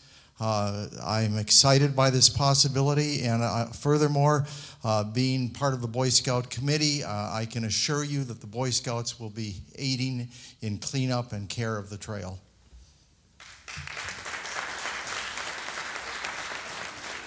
Gentleman in the about the 8th row back here with his hand raised. Okay, well, you'll be next. Thank you. There have been a lot of people with their hands up for a long time. Thank you. Hi, I'm Joe Murray from 142 Farm Street. I guess I'm frankly shocked at some of the comments. Having raised 3 children on Farm Street, and I'm sure all of you either live or have driven on Farm Street, the ability to ride a bicycle in Dover is a very, very dangerous proposition. And obviously there are questions to be asked and answers to be provided, but I sense that Dover in its rural setting also has a need to continue to enhance the community. And the fact that we can't walk on our streets, the fact that we can't ride bikes on our streets, with the exception of those very brave people who take those performance bikes, to me represents a real opportunity for improving markedly the community. So at the very least, we ought to be asking the questions, having the public discourse, and being able to really reach a consensus based on some facts, some answers, and logical thinking. So I encourage the town to continue to move forward in these kind of areas. Okay. Thank you. The gentleman in the 7th row. Thank you for waiting so Thank patiently. You. Mark Healy, Meeting House Hill Road. I'm actually happy you spoke first. You're very, very eloquent, and I agree with much of the support I've heard so far. And I think the one thing we should be careful of as a town is pointing this as, quote, your issue. I've heard that a few times tonight. This is certainly not an issue from an outside group. This is a decision for the town, and this is what we're trying to do, is open it up for dialogue and formal study for the town that involves really all views, as Greg said. The other thing is, I believe that town-wide survey went out to every resident, so it wasn't that they were pulling 500 people. I do think everybody had the opportunity to respond.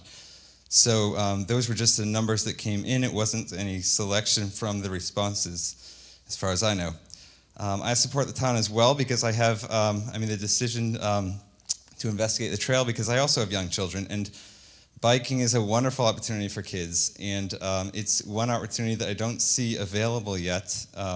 Also, the path for the aging population. I mean, it's a great safe space. It gets people outdoors and not feeling like they're going, Noyenet Woods is absolutely great. I love cross-country running, but it's not for everybody. So I think it is worth looking into. It's a recreational opportunity unlike anything else that we currently have. Thank you. Okay, thank you. Mr. Crowley? Mr. Moderator, thank you. I'd like to address a question to the selectmen. Is this a project that you're ultimately going to ask the town to finance? I think we've been led to believe that there'll be a lot of outside money contributed to this. We don't have any idea of what the cost would be, and that's what concerns me. Previous speaker mentioned the bridge from Needham to Dover, the railroad bridge. I'm not sure I'd want to ride a bike over that. And we don't know the condition of it. So we have no idea of what the costs are. And finally, Medfield appropriated $1,000. And here we go, Dover, kicking in $5, and we have no idea what it's going to cost. Doesn't make any sense. This is a committee that you have selected and appointed. They ought to be able to go out and do the job without money. Why do they need it? Appoint experts from the town if you're going to continue the committee. And if this is defeated tonight, will you abandon the project? Okay, question for the selectman, Mr. Dolly. Yes, thank you. Thank you, Mr. Petty. Specific to a couple of your comments, the selectmen, and let me make my statement first and then I'll answer the questions. I would like to take this opportunity to remind you that the Board of Selectmen created the Dover Rail Trail Committee, and when they are done studying the issues, the committee's final product will be a thorough report presenting a balanced discussion of the pros and cons of the conversion, including suggested policies for all issues that must be addressed. This report will be fact-based and comprehensive. Quite honestly, only recently has the debate and the dialogue began, despite the fact that since 2011 there have been 2 Boston Globe West articles. It's been discussed at 17 Board of Selectmen meetings, has been on the town's website for months, has been discussed at Open Space Committee and Conservation Commission meetings, and recently the Rail Trail Committee did a terrific presentation at the Warrant Committee's open hearing on March 19th. The debate and/or dialogue is exactly what is wanted and needed and will only enhance the vetting process. This is exactly why we put it on as a warrant article at this town meeting, because we felt it wasn't getting the attention necessary. Again, this warrant article is not a vote to construct a rail trail. It merely asks for funds up to $5,000 if necessary to study all the issues and address all the questions raised. What the Board of Selectmen is steadfastly against are decisions made in a vacuum. The Board of Selectmen fully endorsed this article with the intent to get our townspeople involved.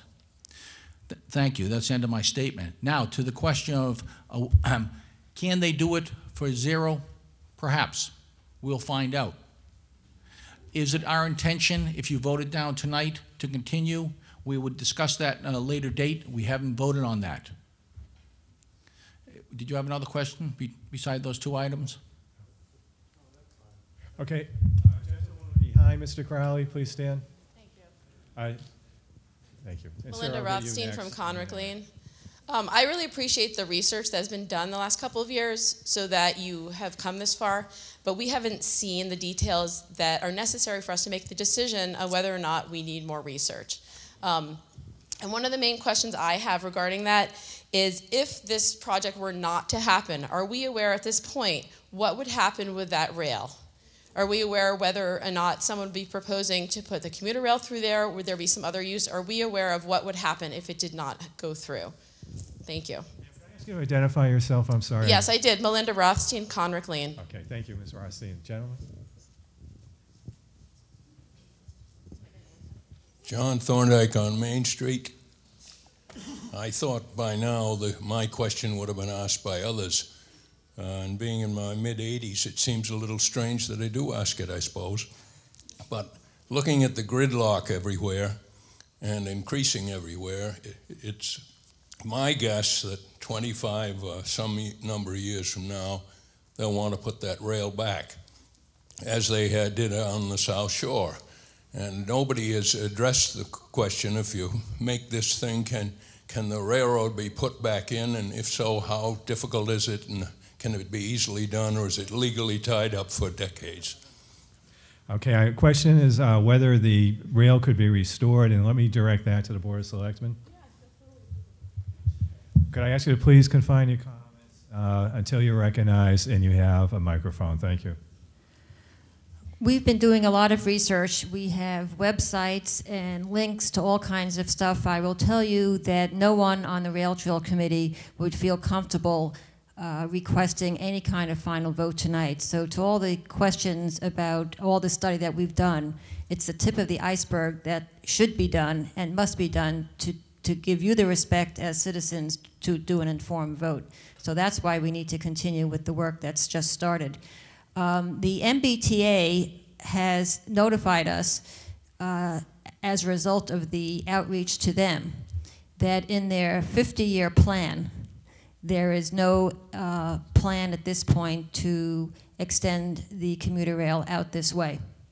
The lease that the MBTA does with all the communities in Massachusetts that have converted some of their unused rails to a recreational path, of which there are probably, I don't know, 30 or 40 towns in Massachusetts that have already done this. The lease is a 99-year lease, and it gives the MBTA the right to get it back if they're going to expand their rail system in Massachusetts.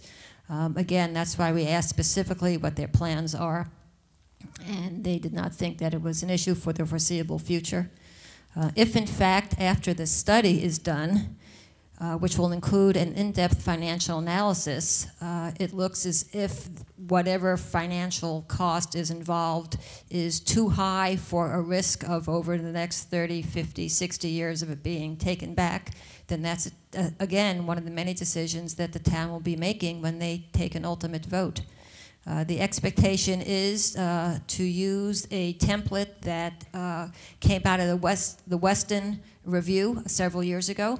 Weston did not pass the rail trail request, but what they did issue, and you can see the size of my folder here, was a wonderful report.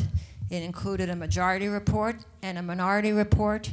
It answered probably 80 or 90 different issues that came up.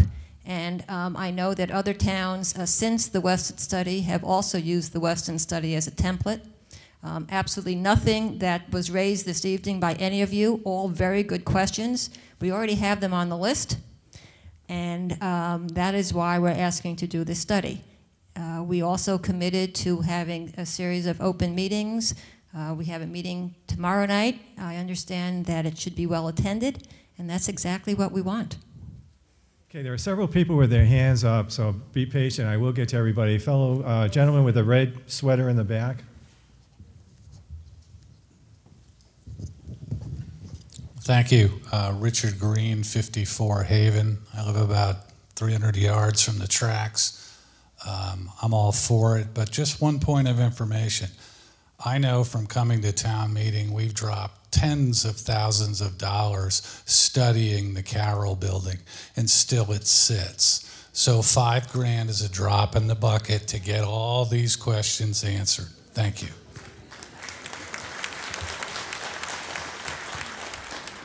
Okay, thank you. Gentleman, blue shirt, the third row. Page could come down right here. Thank you. Scott Seibman, 53 Main Street. I'd like to move the question, please.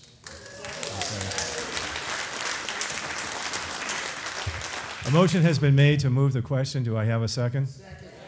Okay, council has advised me that this is a 2/3 vote. So this will have to be, let me try a voice vote, but I suspect we're going to have a standing vote. But let's try a voice vote. All those in favor of moving the question, please say aye. Aye. All opposed? No. I believe that the ayes have it, so the motion carries. Okay. So now we will move to the question. Motion to fund the bike path study. This is a majority vote. We will try a voice vote first. Could I ask all those in favor of the motion, please say aye. Aye. All those opposed? No.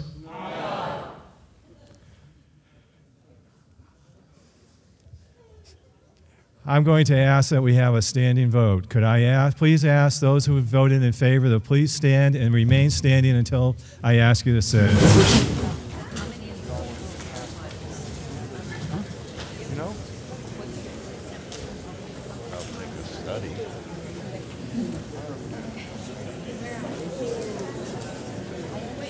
I know that. What was the first thing you voted on that passed? Just about. Oh.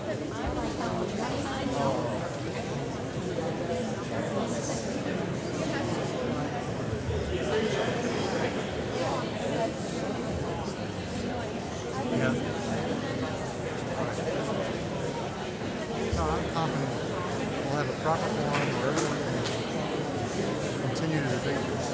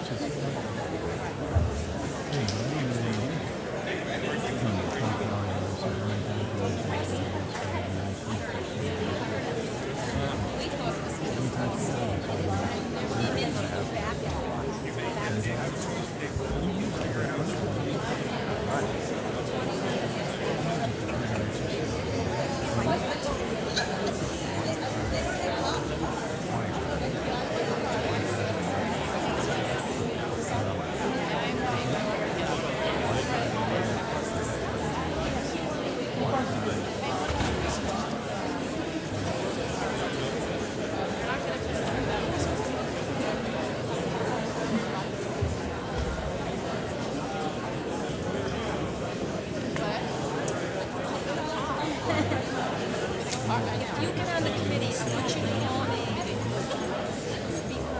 I want to know. No. She wants to get on the committee. No, I'm not against it. Did you like that?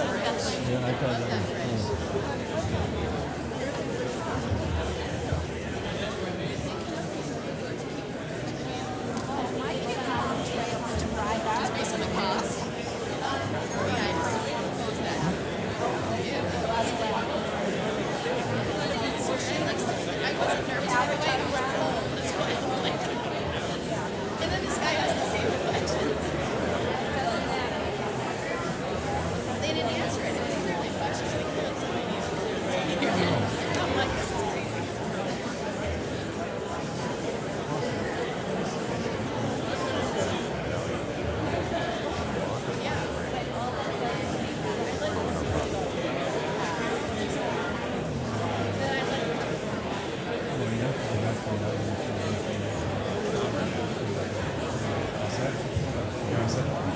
Okay, thank you very much. You may be seated.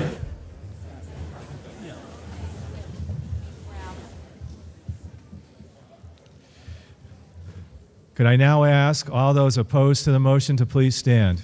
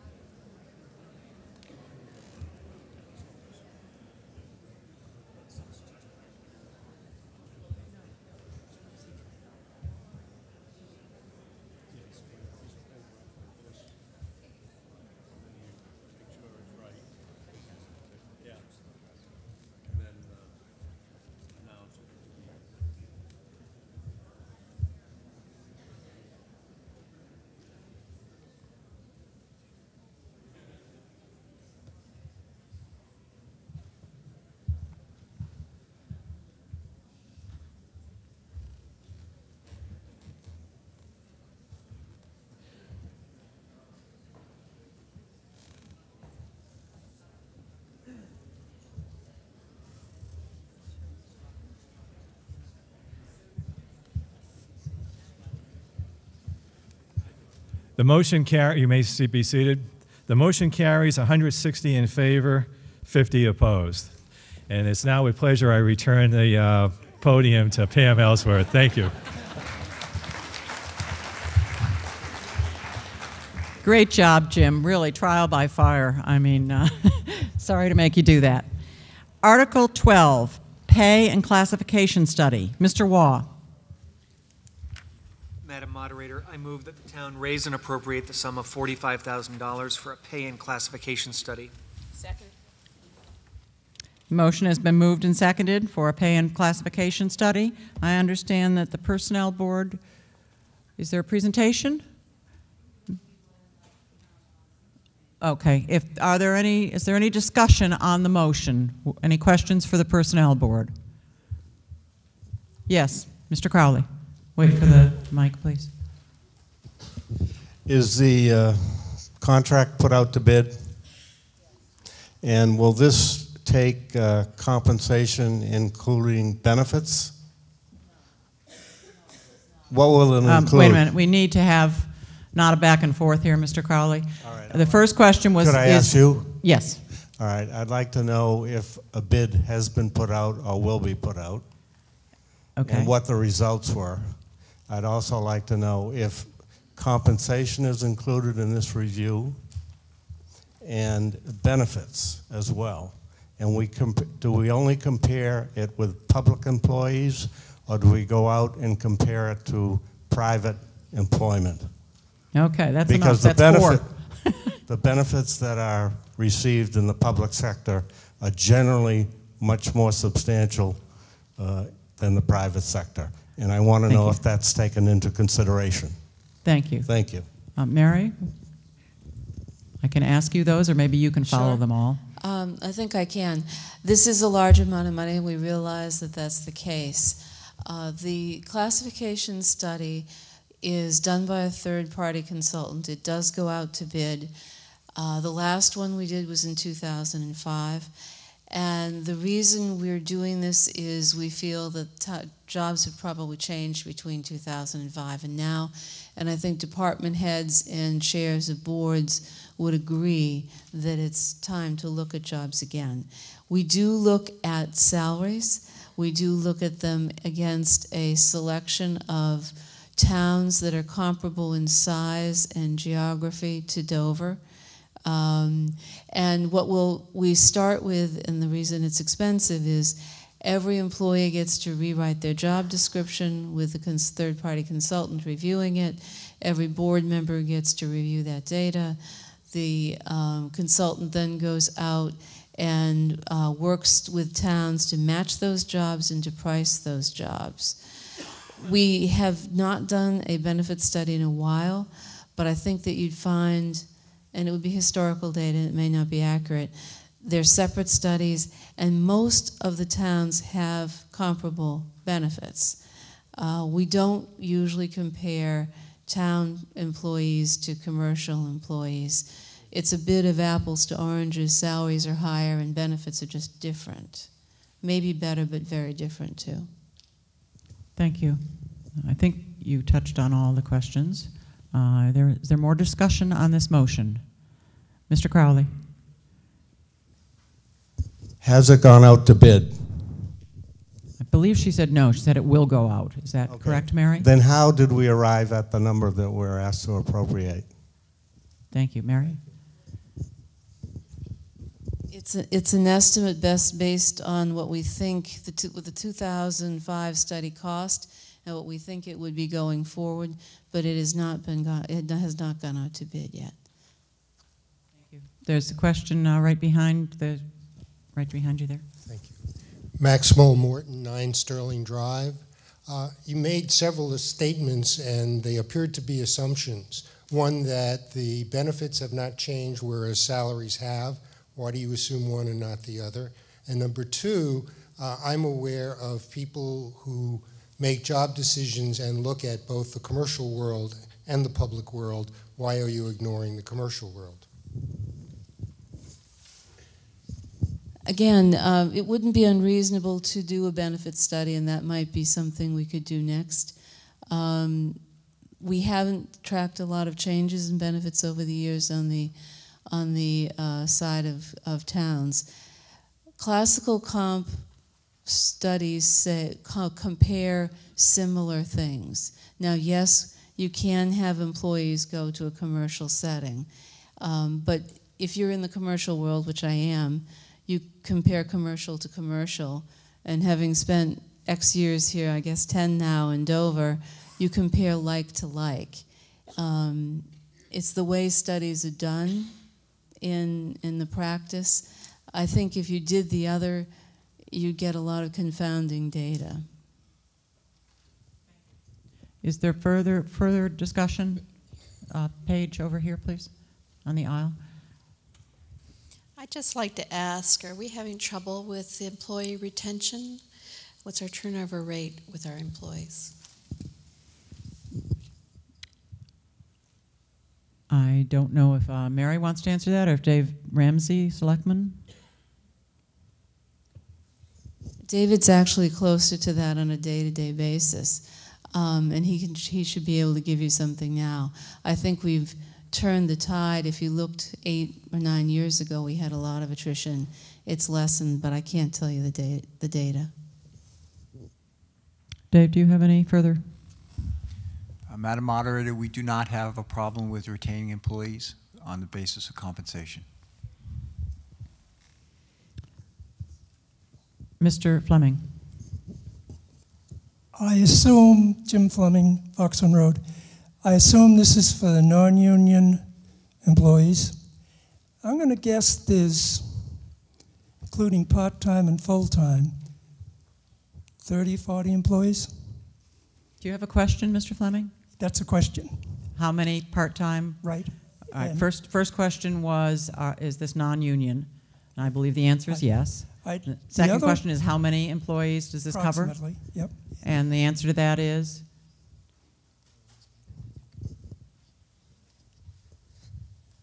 David, help me, but I think it's around 50? 50. So now do you have a third question, Mr. Fleming? Yes. We're spending $45,000 to examine the pay rates of 50 employees, some being part-time. That cost-benefit analysis is a joke. Now let me tell you another thing. What you've done, question, so you like questions. No, I think that's an appropriate, yeah. that was a statement. Let me That's present okay. you another question. I'm going to miss you, Mr. Fleming. I'm going to miss you too.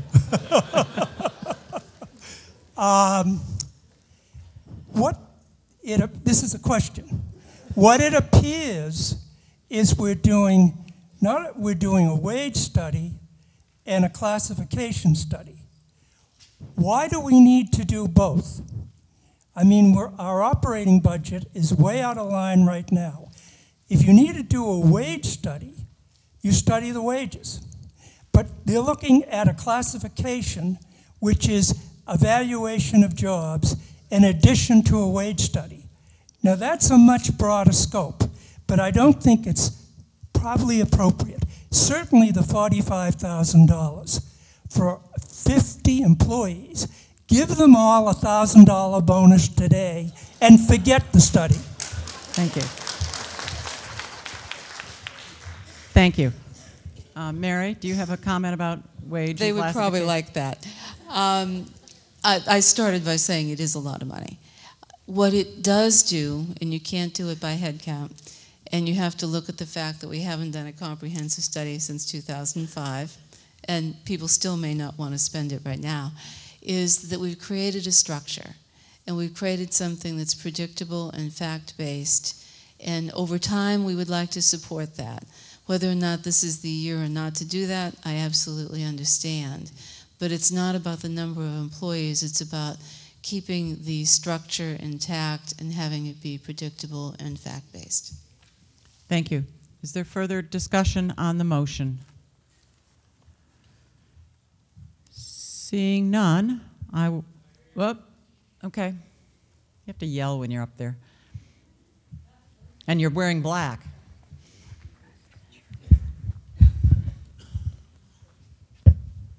Julie Bonenfant from 119 Center Street.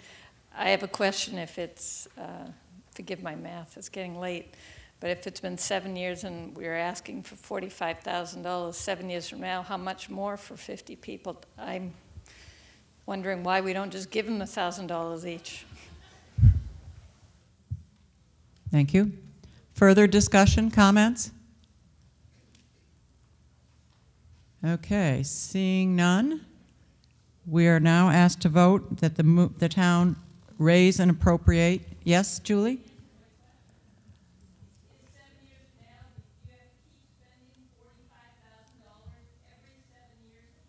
Okay, I didn't quite understand it was a question. I thought it was a statement. So your question is it going to be another $45,000 in 7 years? Okay. Mary, do you have a response to that? I don't know, but there will be some cost, and we can look at how we stretch that out. There's no science to this, whether it's 7, 8, 9 years. I think at some point in time you want to go back in and look and validate the jobs. But yes, if we do a study another 7, 8, 9 years, we'll have to pay for it. Thank you. Further discussion, questions? Yes, back up there. Carl Johnson, 126 Dedham Street. In this day and age, can you tell me what benefits typically run as a % of total compensation? And if it's relatively substantial, if it's on par with most commercial businesses, you're probably talking 20 to 25% of salary, why wouldn't you be looking at total compensation as a benchmark versus just salaries? Thank you. Is there anyone who, either the personnel board or town administrator or selectman, who can answer that? Yeah. Madam Moderator, we have a very good idea of how we stand compared to other communities in terms of our benefits. We don't need to do a study of that. Do you have a percentage of compensation, though? I believe that was the question. Rule of thumb is about 1/3. Mr. Crowley. All right, then I would like to ask Mr. Ramsey, why don't we do that and consider commercial benefits? Because we do know that public employee benefits are very substantial, and let's compare them to the commercial world and see if we're overpaying or not. That's the question. You say you're very confident with other towns. What about the commercial firms? Thank you. Thank you. Mr. Ramsey, do you have a response? As Mrs. Kerrigan said, we don't compare apples to oranges. Is there further discussion on the motion? Yes, right here in the green sweater.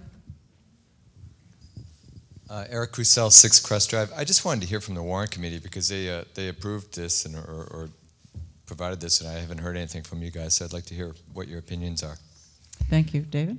Thank you.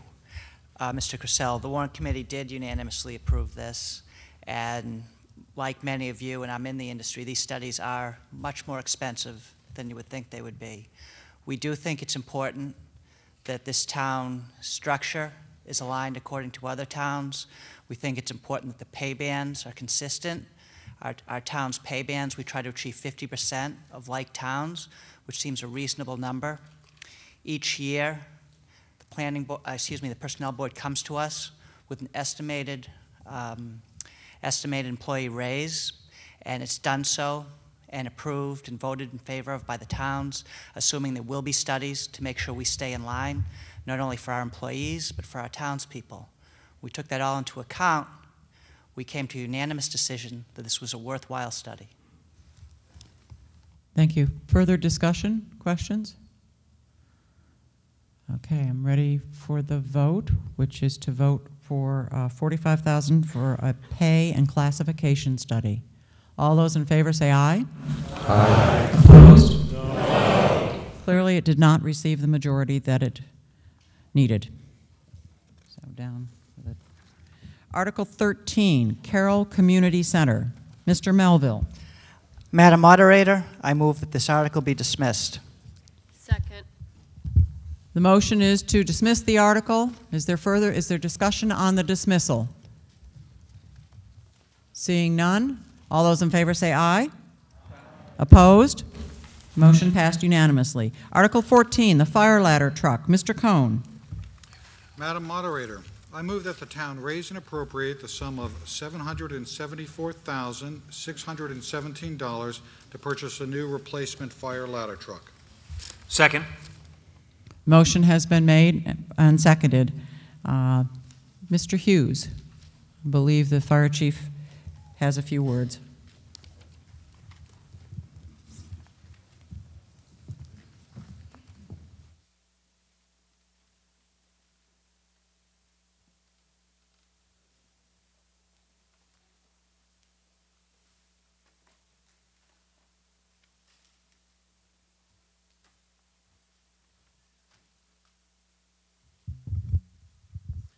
Good evening.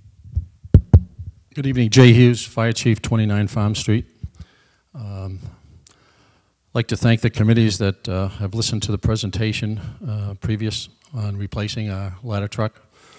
On behalf of the Board of Fire Engineers, I'm here to talk briefly about our department, and we can go to the first slide, Bill.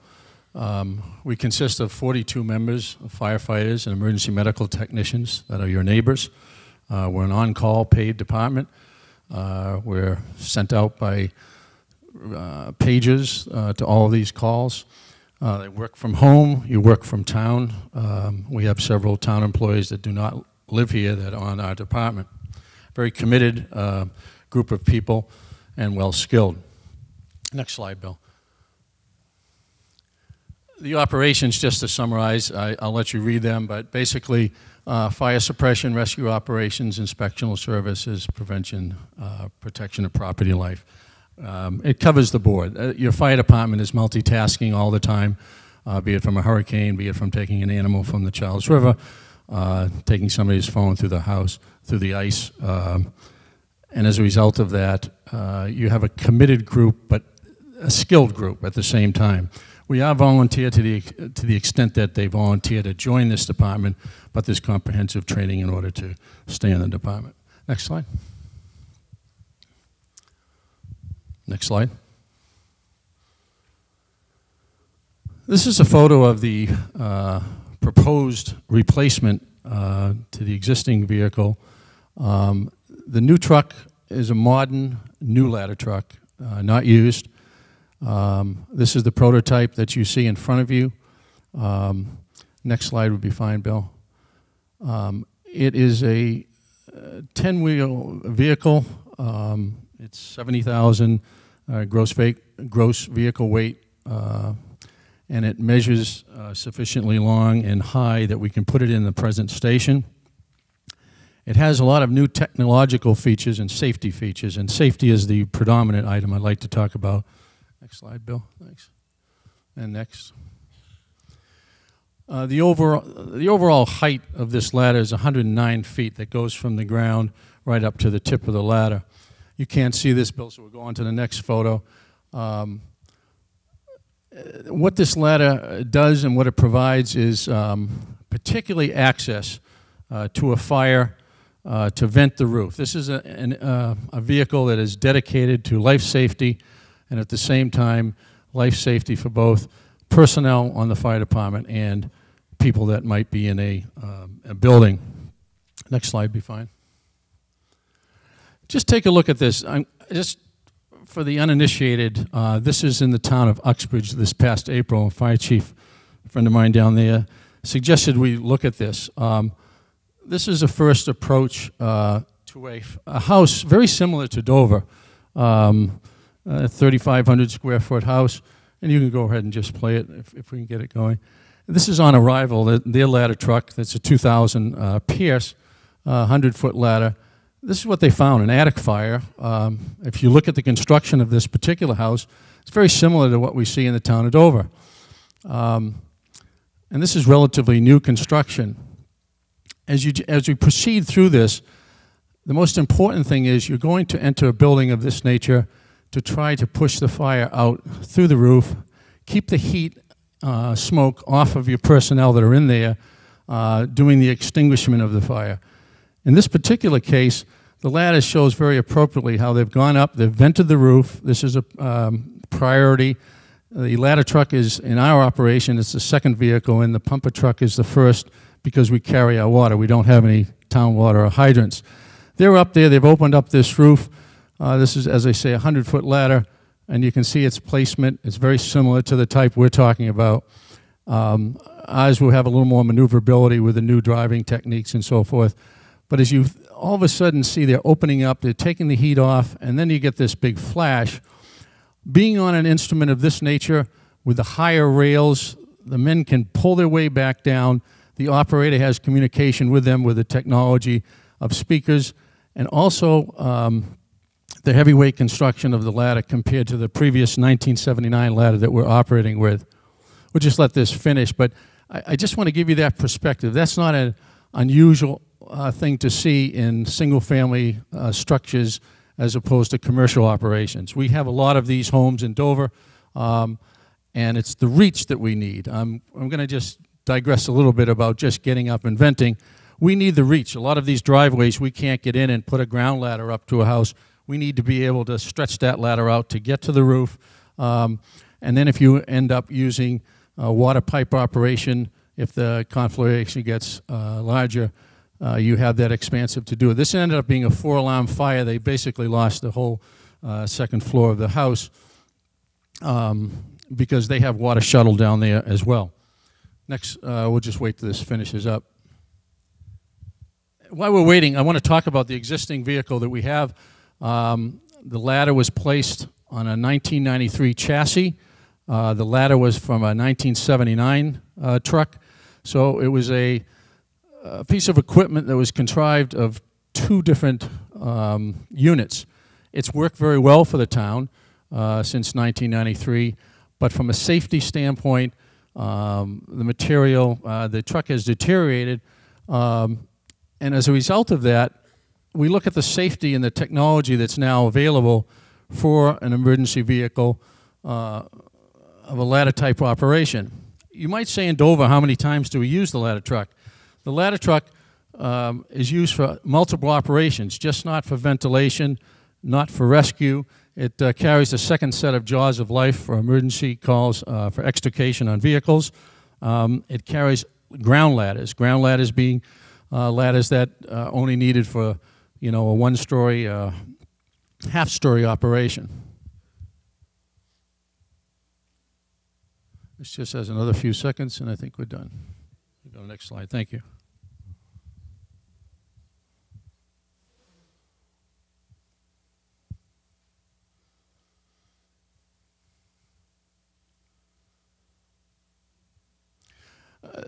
These are some of the old ladder history that we were charged with by the Capital Budget Committee and Warrant Committee to investigate.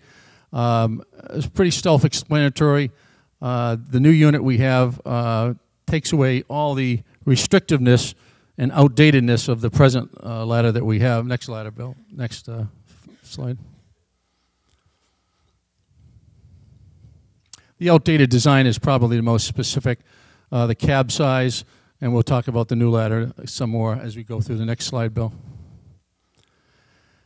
What we're proposing is a 109-foot rear-mounted ladder. The rear mount gives us great efficiency in terms of flexibility, whether it's for a building like the town hall, some of the schools, some of the churches. It gives you the reach at the same time the height. The cab seating, that allows 4 firefighters to get on this vehicle. Presently, we can only put 2 in the ladder truck. We were looking for a delivery of next spring, 2013. The price is $774,716, was derived not from an estimate or not from talking to individual companies. We actually had a bid process through the Fire Chiefs Association of Mass.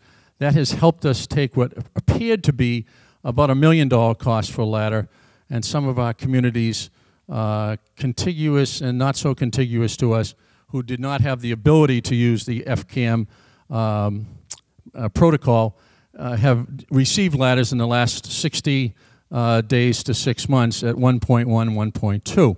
So I feel we're very fortunate to have had the bid process go out, and the schematic you saw earlier was a specific design for the town of Dover ladder truck. Next slide.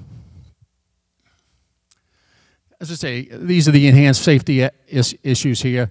Most importantly, as you saw those firefighters go up the rail on the ladder, you've got higher railing height at this point, very protective of your firefighters. That's probably the most important thing.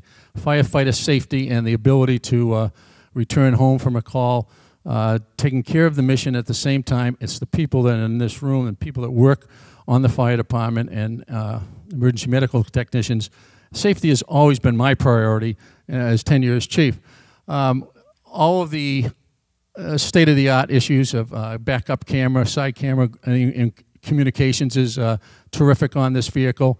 All of these things, I think, will just enhance the fleet that the town of Dover has and enhance the ability to effectively eliminate any major fire situation. Go ahead, Bill.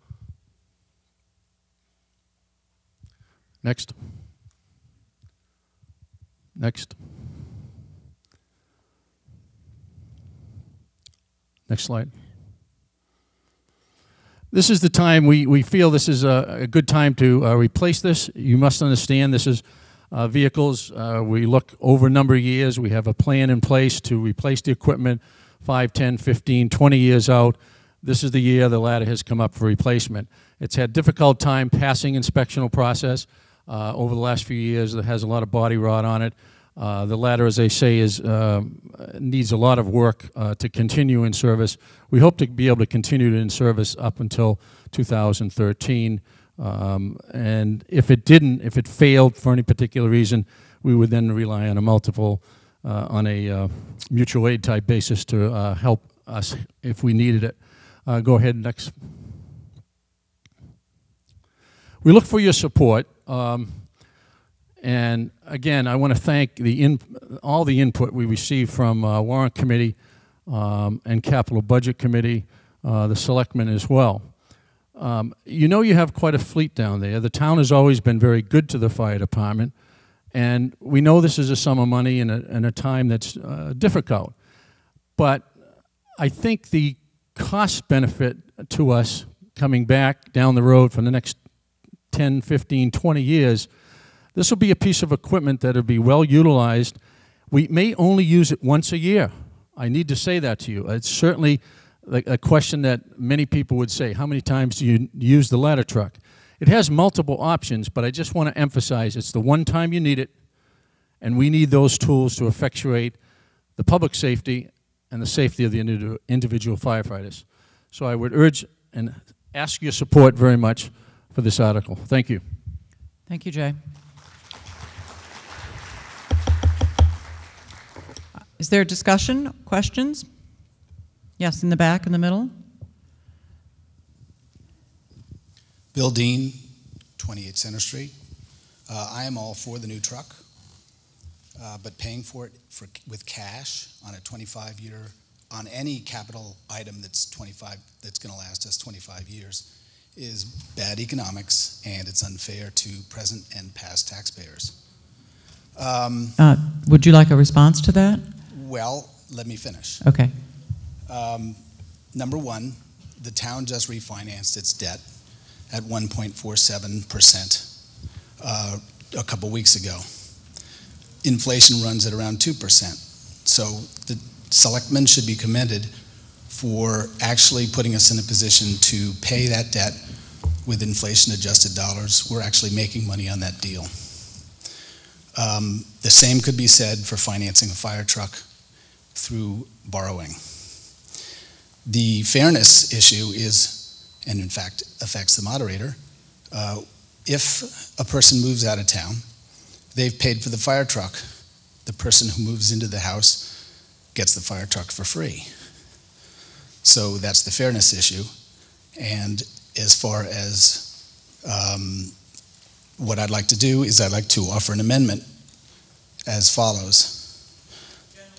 I need to see that in writing, and I've got it. Usually it's before a speech, but why don't you bring it forward and we'll look at it. All right. Thank you.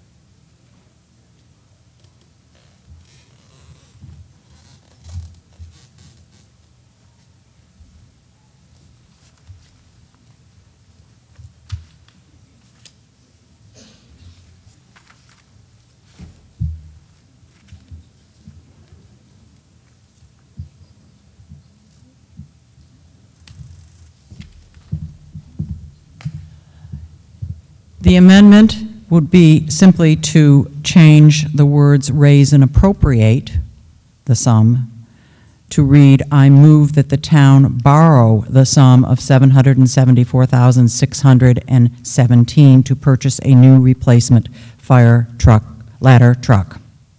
Is there a second to that amendment?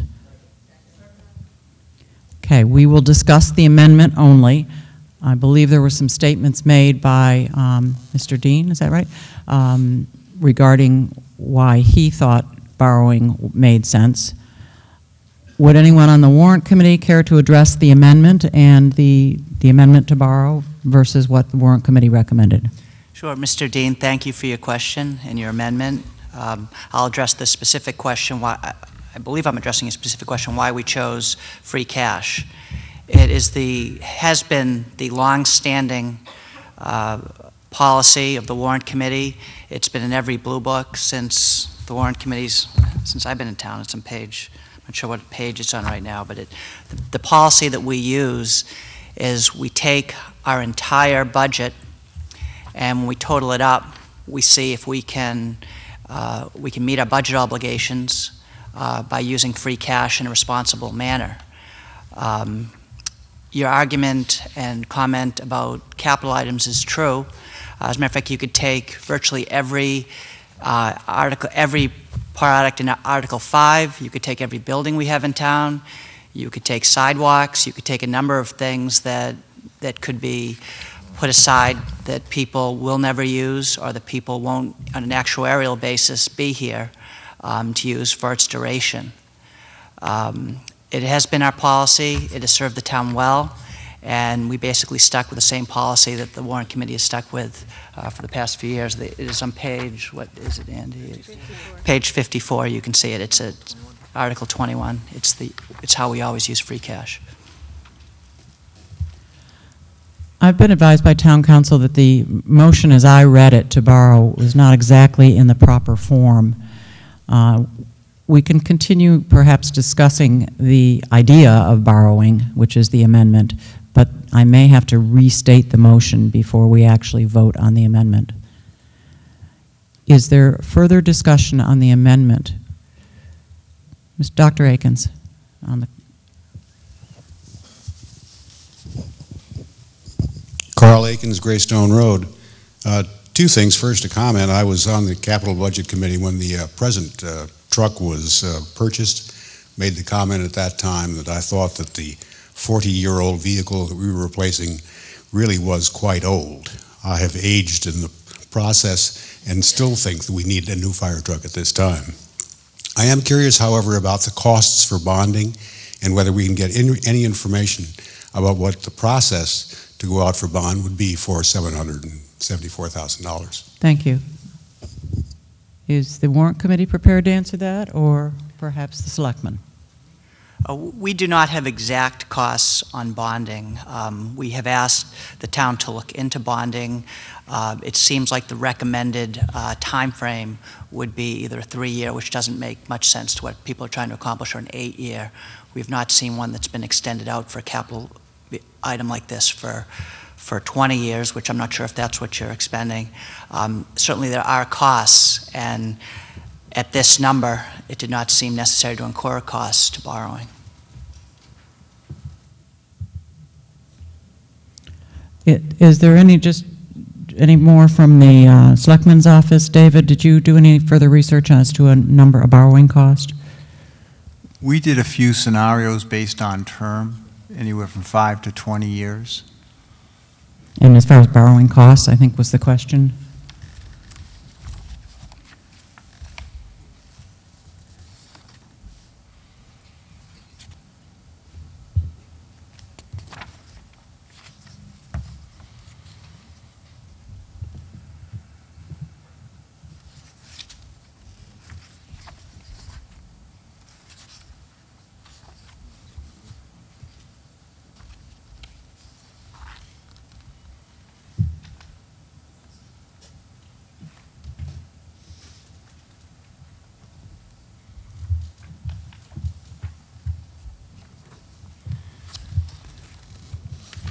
Madam Moderator, on a 5-year borrowing, the interest cost would be approximately $60,000.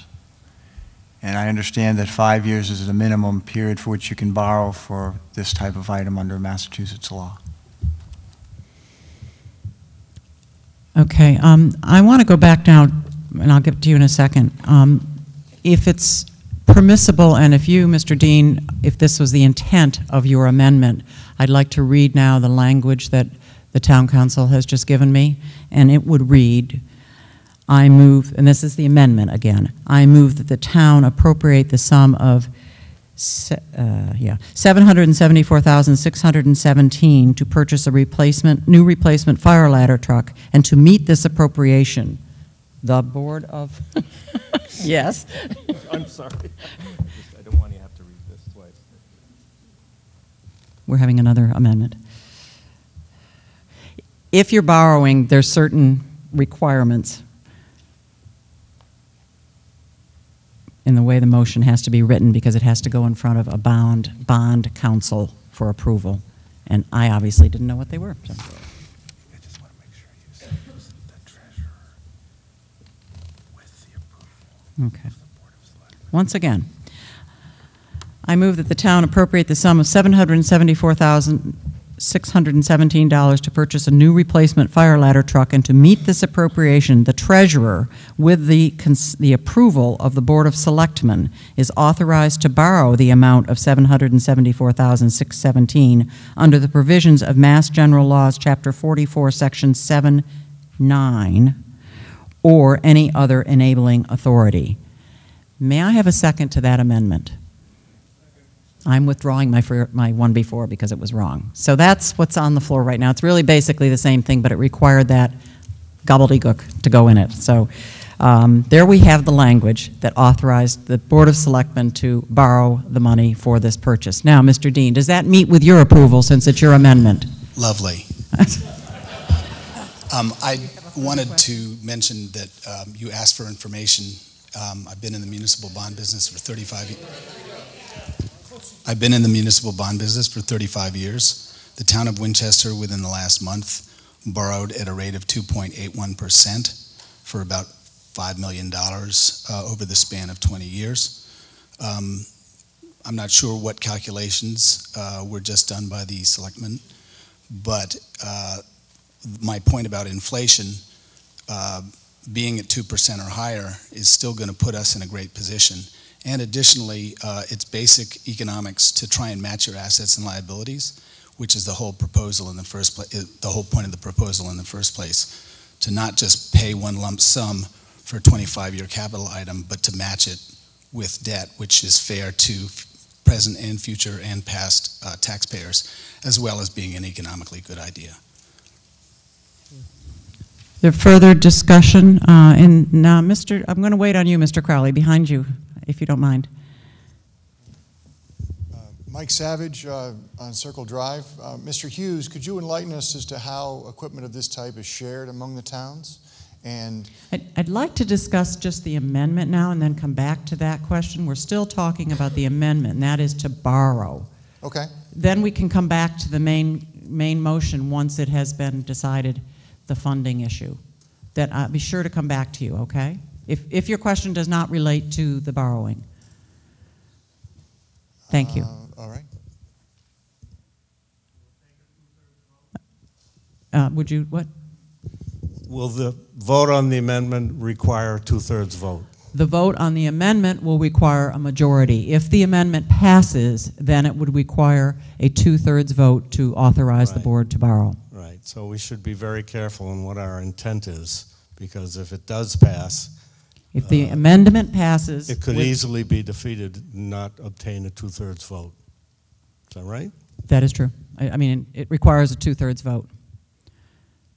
Is there further discussion on the amendment? Yes. Thank you.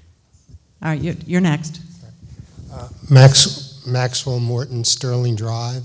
I don't believe I've heard any sort of concrete financial analysis that tells us what financially is better for the town.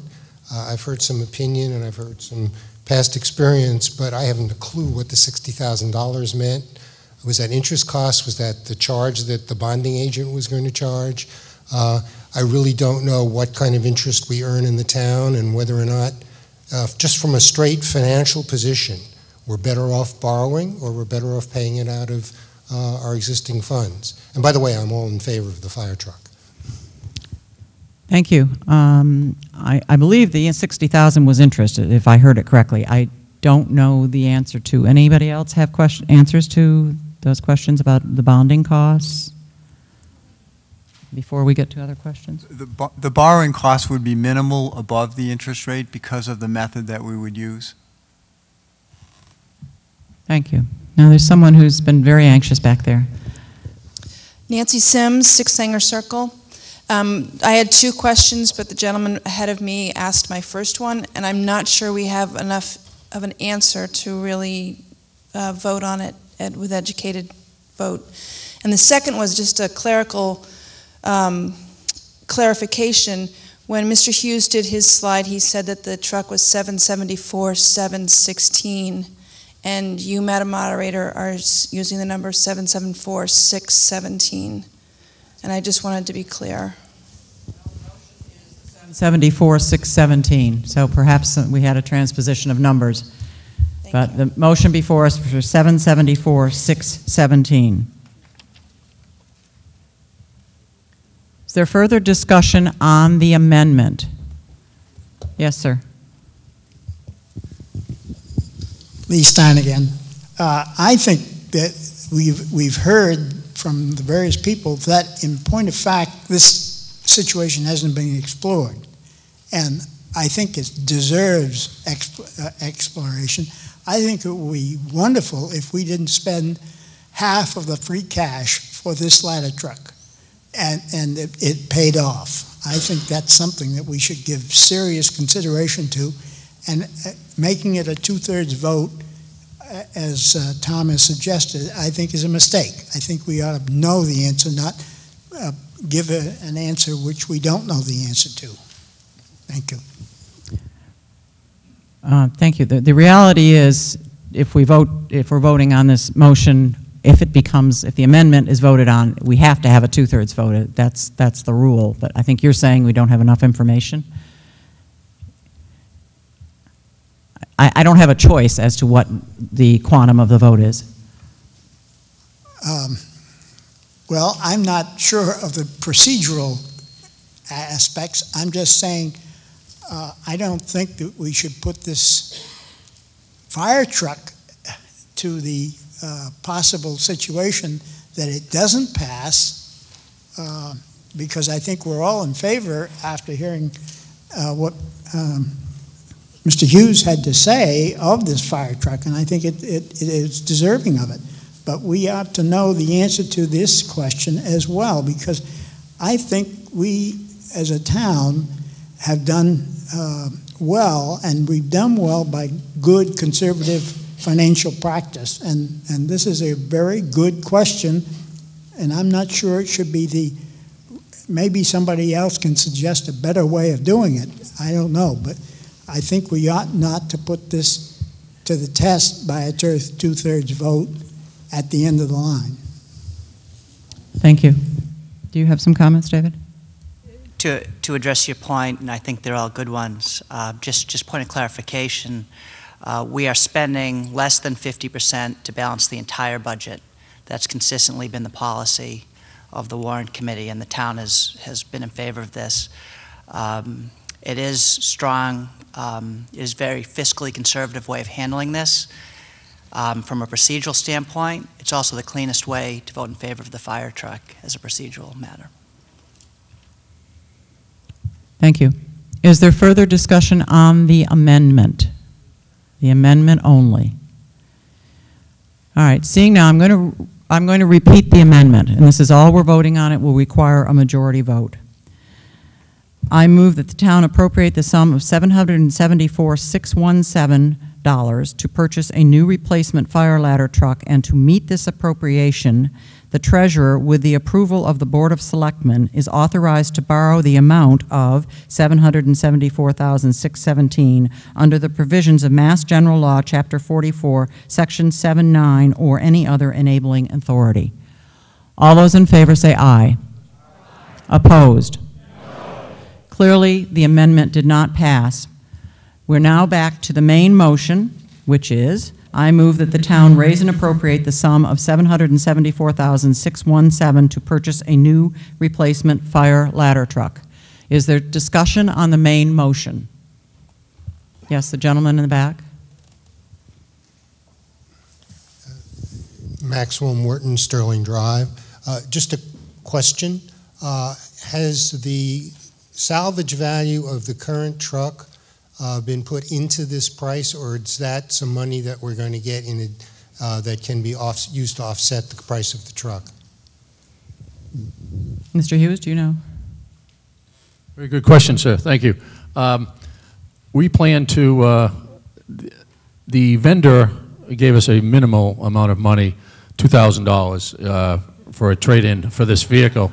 And it's clear by that he doesn't think it's very marketable as a ladder truck. And it goes to, without saying that it does need a fair amount of work to continue as a ladder truck in safety and passing inspections. We intend to put the vehicle up out to bid, much like the police vehicles are done, and get the highest bidder for it. We have a chassis that probably could be used in a commercial operation. I must say, in honesty, the ladder itself, 1979, is probably not going to pass any testing for any other department, whether it's here, down south, or up north. But we expect the value of the chassis could be anywhere from $5,000, maybe $10,000, depending on where it might be used in a commercial operation. Thank you. Thank you. Gentleman in the back who I cut off before. I'm sorry, I said I'd come right back to you. Again, Mike Savage, Circle Drive. So could you share with us how equipment of this type is used among neighboring towns? And is it reasonable to assume that in a large house fire where you might assume a near total loss of a house, that neighboring towns would come running as well?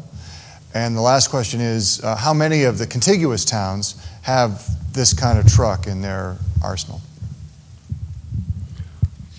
Very good question. We looked at this. This was a charge given to the fire department from the Warrant Committee and the Capital Budget Committee.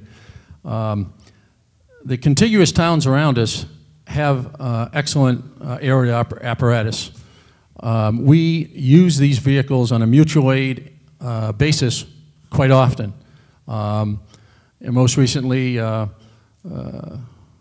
Westwood went to Medfield for a house fire. We sent an engine and a tanker to that particular fire.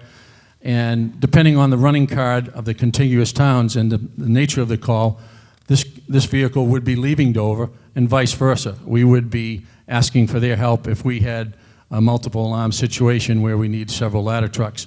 So they are interchangeable. It's a long time to get here from certain other towns when you have life safety facing you in a short period of time. And I think we've always been proud of. We can take care of ourselves here and do it in a timely fashion. And I would like to see that process continue as we acquire this piece of equipment. I hope that answers the question without belaboring it. If it's not, please. Thank you. Further discussion, questions on the motion? Could we just change that number? Is this the time we're off by $100? There were two numbers got juxtaposed there at some point. In the actual motion? bid, the 774716, as Ms. Sims had pointed out, and then I think we've got it 774617. Well, that would require an amendment because this is the script that we were given. I'd like to ask the Warrant Committee because that's their number. We're okay, Jay. Yeah. We're okay? Okay. Jay, are you happy with the number now? I'm reading the right number, am I not? Okay. Any other discussion on this fire truck? Are we ready for vote? Okay. Back there. Sally Helwig, Old Farm Road. I'd like to know when the last time was that we used the ladder truck here in Dover. Jay? Very good question, Ms. Helwig. As I thought I might have stated early on, over the course of the last 5 to 10 years, I would say the last time we used it specifically was at 7 Main Street back in the 90s, where we used the ladder truck, went right to the top of the building and ventilated it. we were trying to get some video of that fire. It was very interesting in that we had men inside the building, and once we vented the roof, it was in the middle of a snowstorm. We had other companies from out of town bringing aid to us. It was about 12 o'clock in the morning.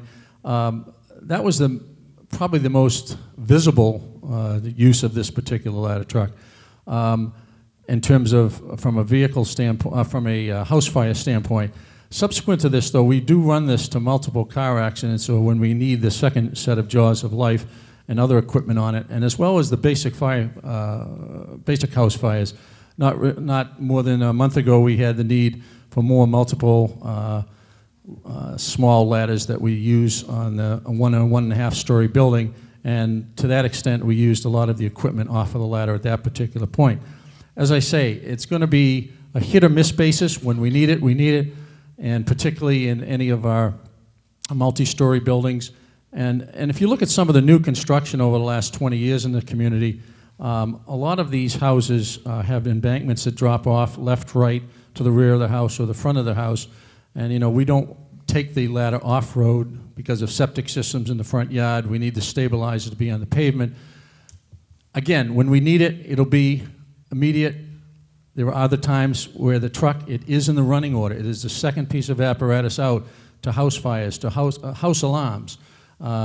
We need the vehicle on the road. It may not always be utilized. And I really want to emphasize the firefighter safety and the human factor and the safety aspect of acquiring this truck. I hope that answers the question. Thank you. Thank you. Is there further discussion on the motion? Yes, we have someone here. Craig Rafter, Grand Hill. I'd like to go on record saying that I think the fire truck is not only needed, but it's could be a welcomed addition. I just had one question for the chief, and that was this, that in the past, I believe the town of Sherburne and Needham both purchased fire trucks that didn't fit into the firehouse. I just wanted to make sure this beast would fit into ours. It's an excellent question. Leave it to Mr. Rafter, the builder, to bring us down to certainty. Yes, very good, Craig. We do. We have plenty of space lengthwise to house it and height-wise. There is one small adjustment. We have a fill pipe for water that would have to have a new fitting put on it for 5 inches. That's on the height aspect of it. Basically, the tallest point on the vehicle is 11.5 feet high. Our doors are 12 feet and the interior is 12 feet, but we do have to make a spigot, I guess is what I want to say to you. Has to be pulled up about 5 inches. Otherwise, lengthen front and back makes it very clearly. I'm sure you'd be happy to, as a taxpayer, add on to the building if we needed to push it out, though. Thank you. Thank you. Does anyone have anything further to add to the discussion? Yes, sir. Jerry Clark, Valley Road, incognito at the moment. I'm sorry, my mother passed away. My mother passed away, and it's obligatory. I'm going to speak from the point of view of having once been working for Jay in this department, and with regard to some of the guys who are up in the back there that I see, one of whom I know is always up on the ladder. For anyone who has any question about the need of this ladder, all I can say to you is you would not want to be one of those folks who are sitting back up there and have to climb the current ladder in a real situation. The rails are far too low. There is no safety to it whatsoever. I do think Jay may have misstated something. The ladder actually did get used in the most recent house fire. It wasn't 5 years ago. It did get used. The problem was, of course, the fire was not called in until such a point as the conflagration was so great that the use of the ladder wouldn't have made any difference. However, if the alarm had come in much earlier, that ladder would have immediately come into play. Thank you. Anything else to be added to the discussion? Okay, I'm ready for a vote then to move that the town raise and appropriate the sum of $774,617 to purchase a new replacement fire ladder truck. All those in favor say aye. Aye. Opposed? The motion has passed. We're real quick, we'll get through the next few. Article 15, Regional School Committee borrowing. Mr. Melville. Madam Moderator, I move that the town amend a portion of its vote taken under Article 16 at the annual town meeting held on May 2nd, 2011, which vote approved for borrowing of $520,000 by the Dover-Sherburne Regional District for constructing or making extraordinary repairs. Can I just ask that everybody please remain in your seats? We've got maybe 5 more minutes. Please. It's disruptive to have people leaving. I'm sorry, Dave. Continue. That's okay. To the Regional School Campus Wastewater Treatment Plant to change the date of July 1, 2013 therein to July 1, 2012, so that such portion of the vote reads, provided, however, that not more than $440,000 of such amount shall be borrowed by the district during the fiscal year commencing July 1, 2011, and that if required by the Massachusetts Department of Environmental Protection, not more than $80,000 of such amount shall be borrowed by the district during the fiscal year commencing July 1st, 2012, which amendment shall make the town's vote approving the borrowing consistent with the vote of the Regional School District Committee with respect to the project and permit the work required to be done by the district to proceed within the time frame required by the town, by the Department of Environmental Protection. Second. This motion has been moved and seconded. This is just a correction from last year's town meeting. Is there any discussion on the motion? All those in favor say aye. Opposed? The motion passed unanimously. Article 16, Mr. Cox. Madam Moderator, I move the town raise and appropriate the sum of $10,000 for the purpose of demolition of outbuildings located at 5 Whiting Road, including the cost of architectural and engineering services for plans and specifications relative thereto. It's been moved and seconded for the sum of $10,000 for the purpose of demolition of outbuildings, 5 Whiting Road. I know there's a short presentation. Is it just slides of pictures? Okay. Go ahead, Mr. Melville, Mr. Melican.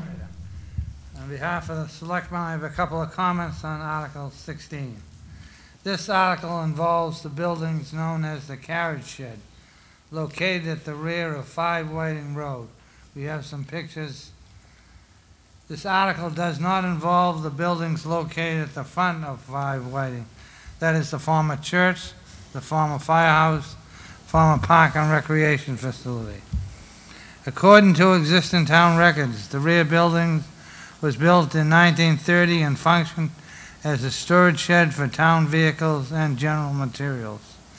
In recent years, the building has remained primarily vacant and its condition continued to deteriorate and has become a liability for the town. The building's negative condition was recently verified by a structural engineer and the town's outside engineer.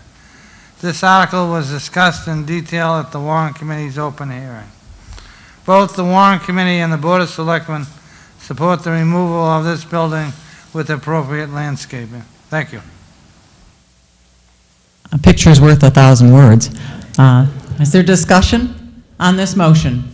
Yes, the green sweater. Hi, Eric, 6 Crest Drive. I understand that there are some uses of this building. I know the Boy Scouts have a lot of equipment and stuff like that. Was there any talk about where they might be able to relocate some of the stuff that would be nice for them? Not that I'm aware of. So they're getting evicted? Actually, we've taken a look at the main building on Whiting Road, the old Park and Rec office, the old fire station. And there is a room off the main bay, if you will, that is currently vacant, and that is a possibility. It's actually quite large and could be used by some of the current users of the storage shed. It will be more secure as well. That would be very nice. Thank you. Is there further discussion on this motion? Seeing none, we'll move to the vote. All those in favor say aye. Aye. Opposed? The motion passed unanimously. Article 17, Regional School Stabilization Fund. Madam Moderator, I move that this article be dismissed. Motion for dismissal. Is there discussion on dismissing the article? Or- No? All those in favor say aye. Opposed? The motion is passed. Article 18, Reserve Fund. Mr. Stewart. Madam Moderator, I move that the sum of $250,000 be appropriated for a reserve fund for the fiscal year 2013 to provide for extraordinary or unforeseen expenditures pursuant to Chapter 40, Section 6 of the Massachusetts General Laws, and that to meet this appropriation, $200,000 be raised and appropriated, and $50,000 be transferred from the overlay surplus. Second. This is a regular motion at the end of town meeting to raise and appropriate money or to fund money for the reserve fund for the oncoming year. Is there discussion on the motion? I'll take a vote. All those in favor say aye. Opposed? The motion passed unanimously. Article 19, Mr. Waugh. I move that this article be dismissed. This is a prior year unpaid bills. We have none, so we're dismissing the article. Is there any discussion on the dismissal? All those in favor say aye. Opposed? Motion passed unanimously. Article 20, Supplemental Appropriations. Mr. Melville. Madam Moderator, I move that the sum of $6,828 be appropriated by transfer from free cash to account number 602 Minuteman Vocational School to pay a supplemental capital assessment to Minuteman Career and Technical High School to cover unanticipated expenses under Article 4 of the Warrant Committee for the 2011 Annual Town Meeting to be expended in the current fiscal year, and further, that the sum of $40,000 be appropriated by the transfer from free cash to the reserve fund to cover unanticipated expenses under Article 18 of the warrant for the 2011 Annual Town Meeting to be expended in the current fiscal year. A second? Second. This motion is supplemental appropriations. I believe the details were spelled out in the Blue Book. Are there any questions regarding this motion? Seeing none, I move to the vote. All those in favor say aye. Opposed? The motion passed unanimously. Article 21, Free Cash. Mr. Cohn. I move that the town transfer from free cash the sum of $1,951,105 to meet the appropriations for fiscal year 2013, and that the Board of Assessors be authorized to use the same amount to reduce the tax rate for fiscal year 2013. Second. The motion has been made to transfer from free cash an amount to basically balance the budget. Is there discussion on the motion? Seeing none, I move to the vote. All those in favor say aye. Opposed? The motion passed unanimously. Article 22, Stabilization Fund. Mrs. Arkle. Madam Moderator, I move that this article be dismissed. Again, no additional funds to the Stabilization Fund. Is there discussion on this article? All those in favor say aye. Opposed? The motion passed unanimously. Thank you again. It's been fun. Mr. Melville. Madam Moderator, I move that this meeting be dissolved. Second. Is there a vote? All those in favor? Opposed? Motion passed unanimously.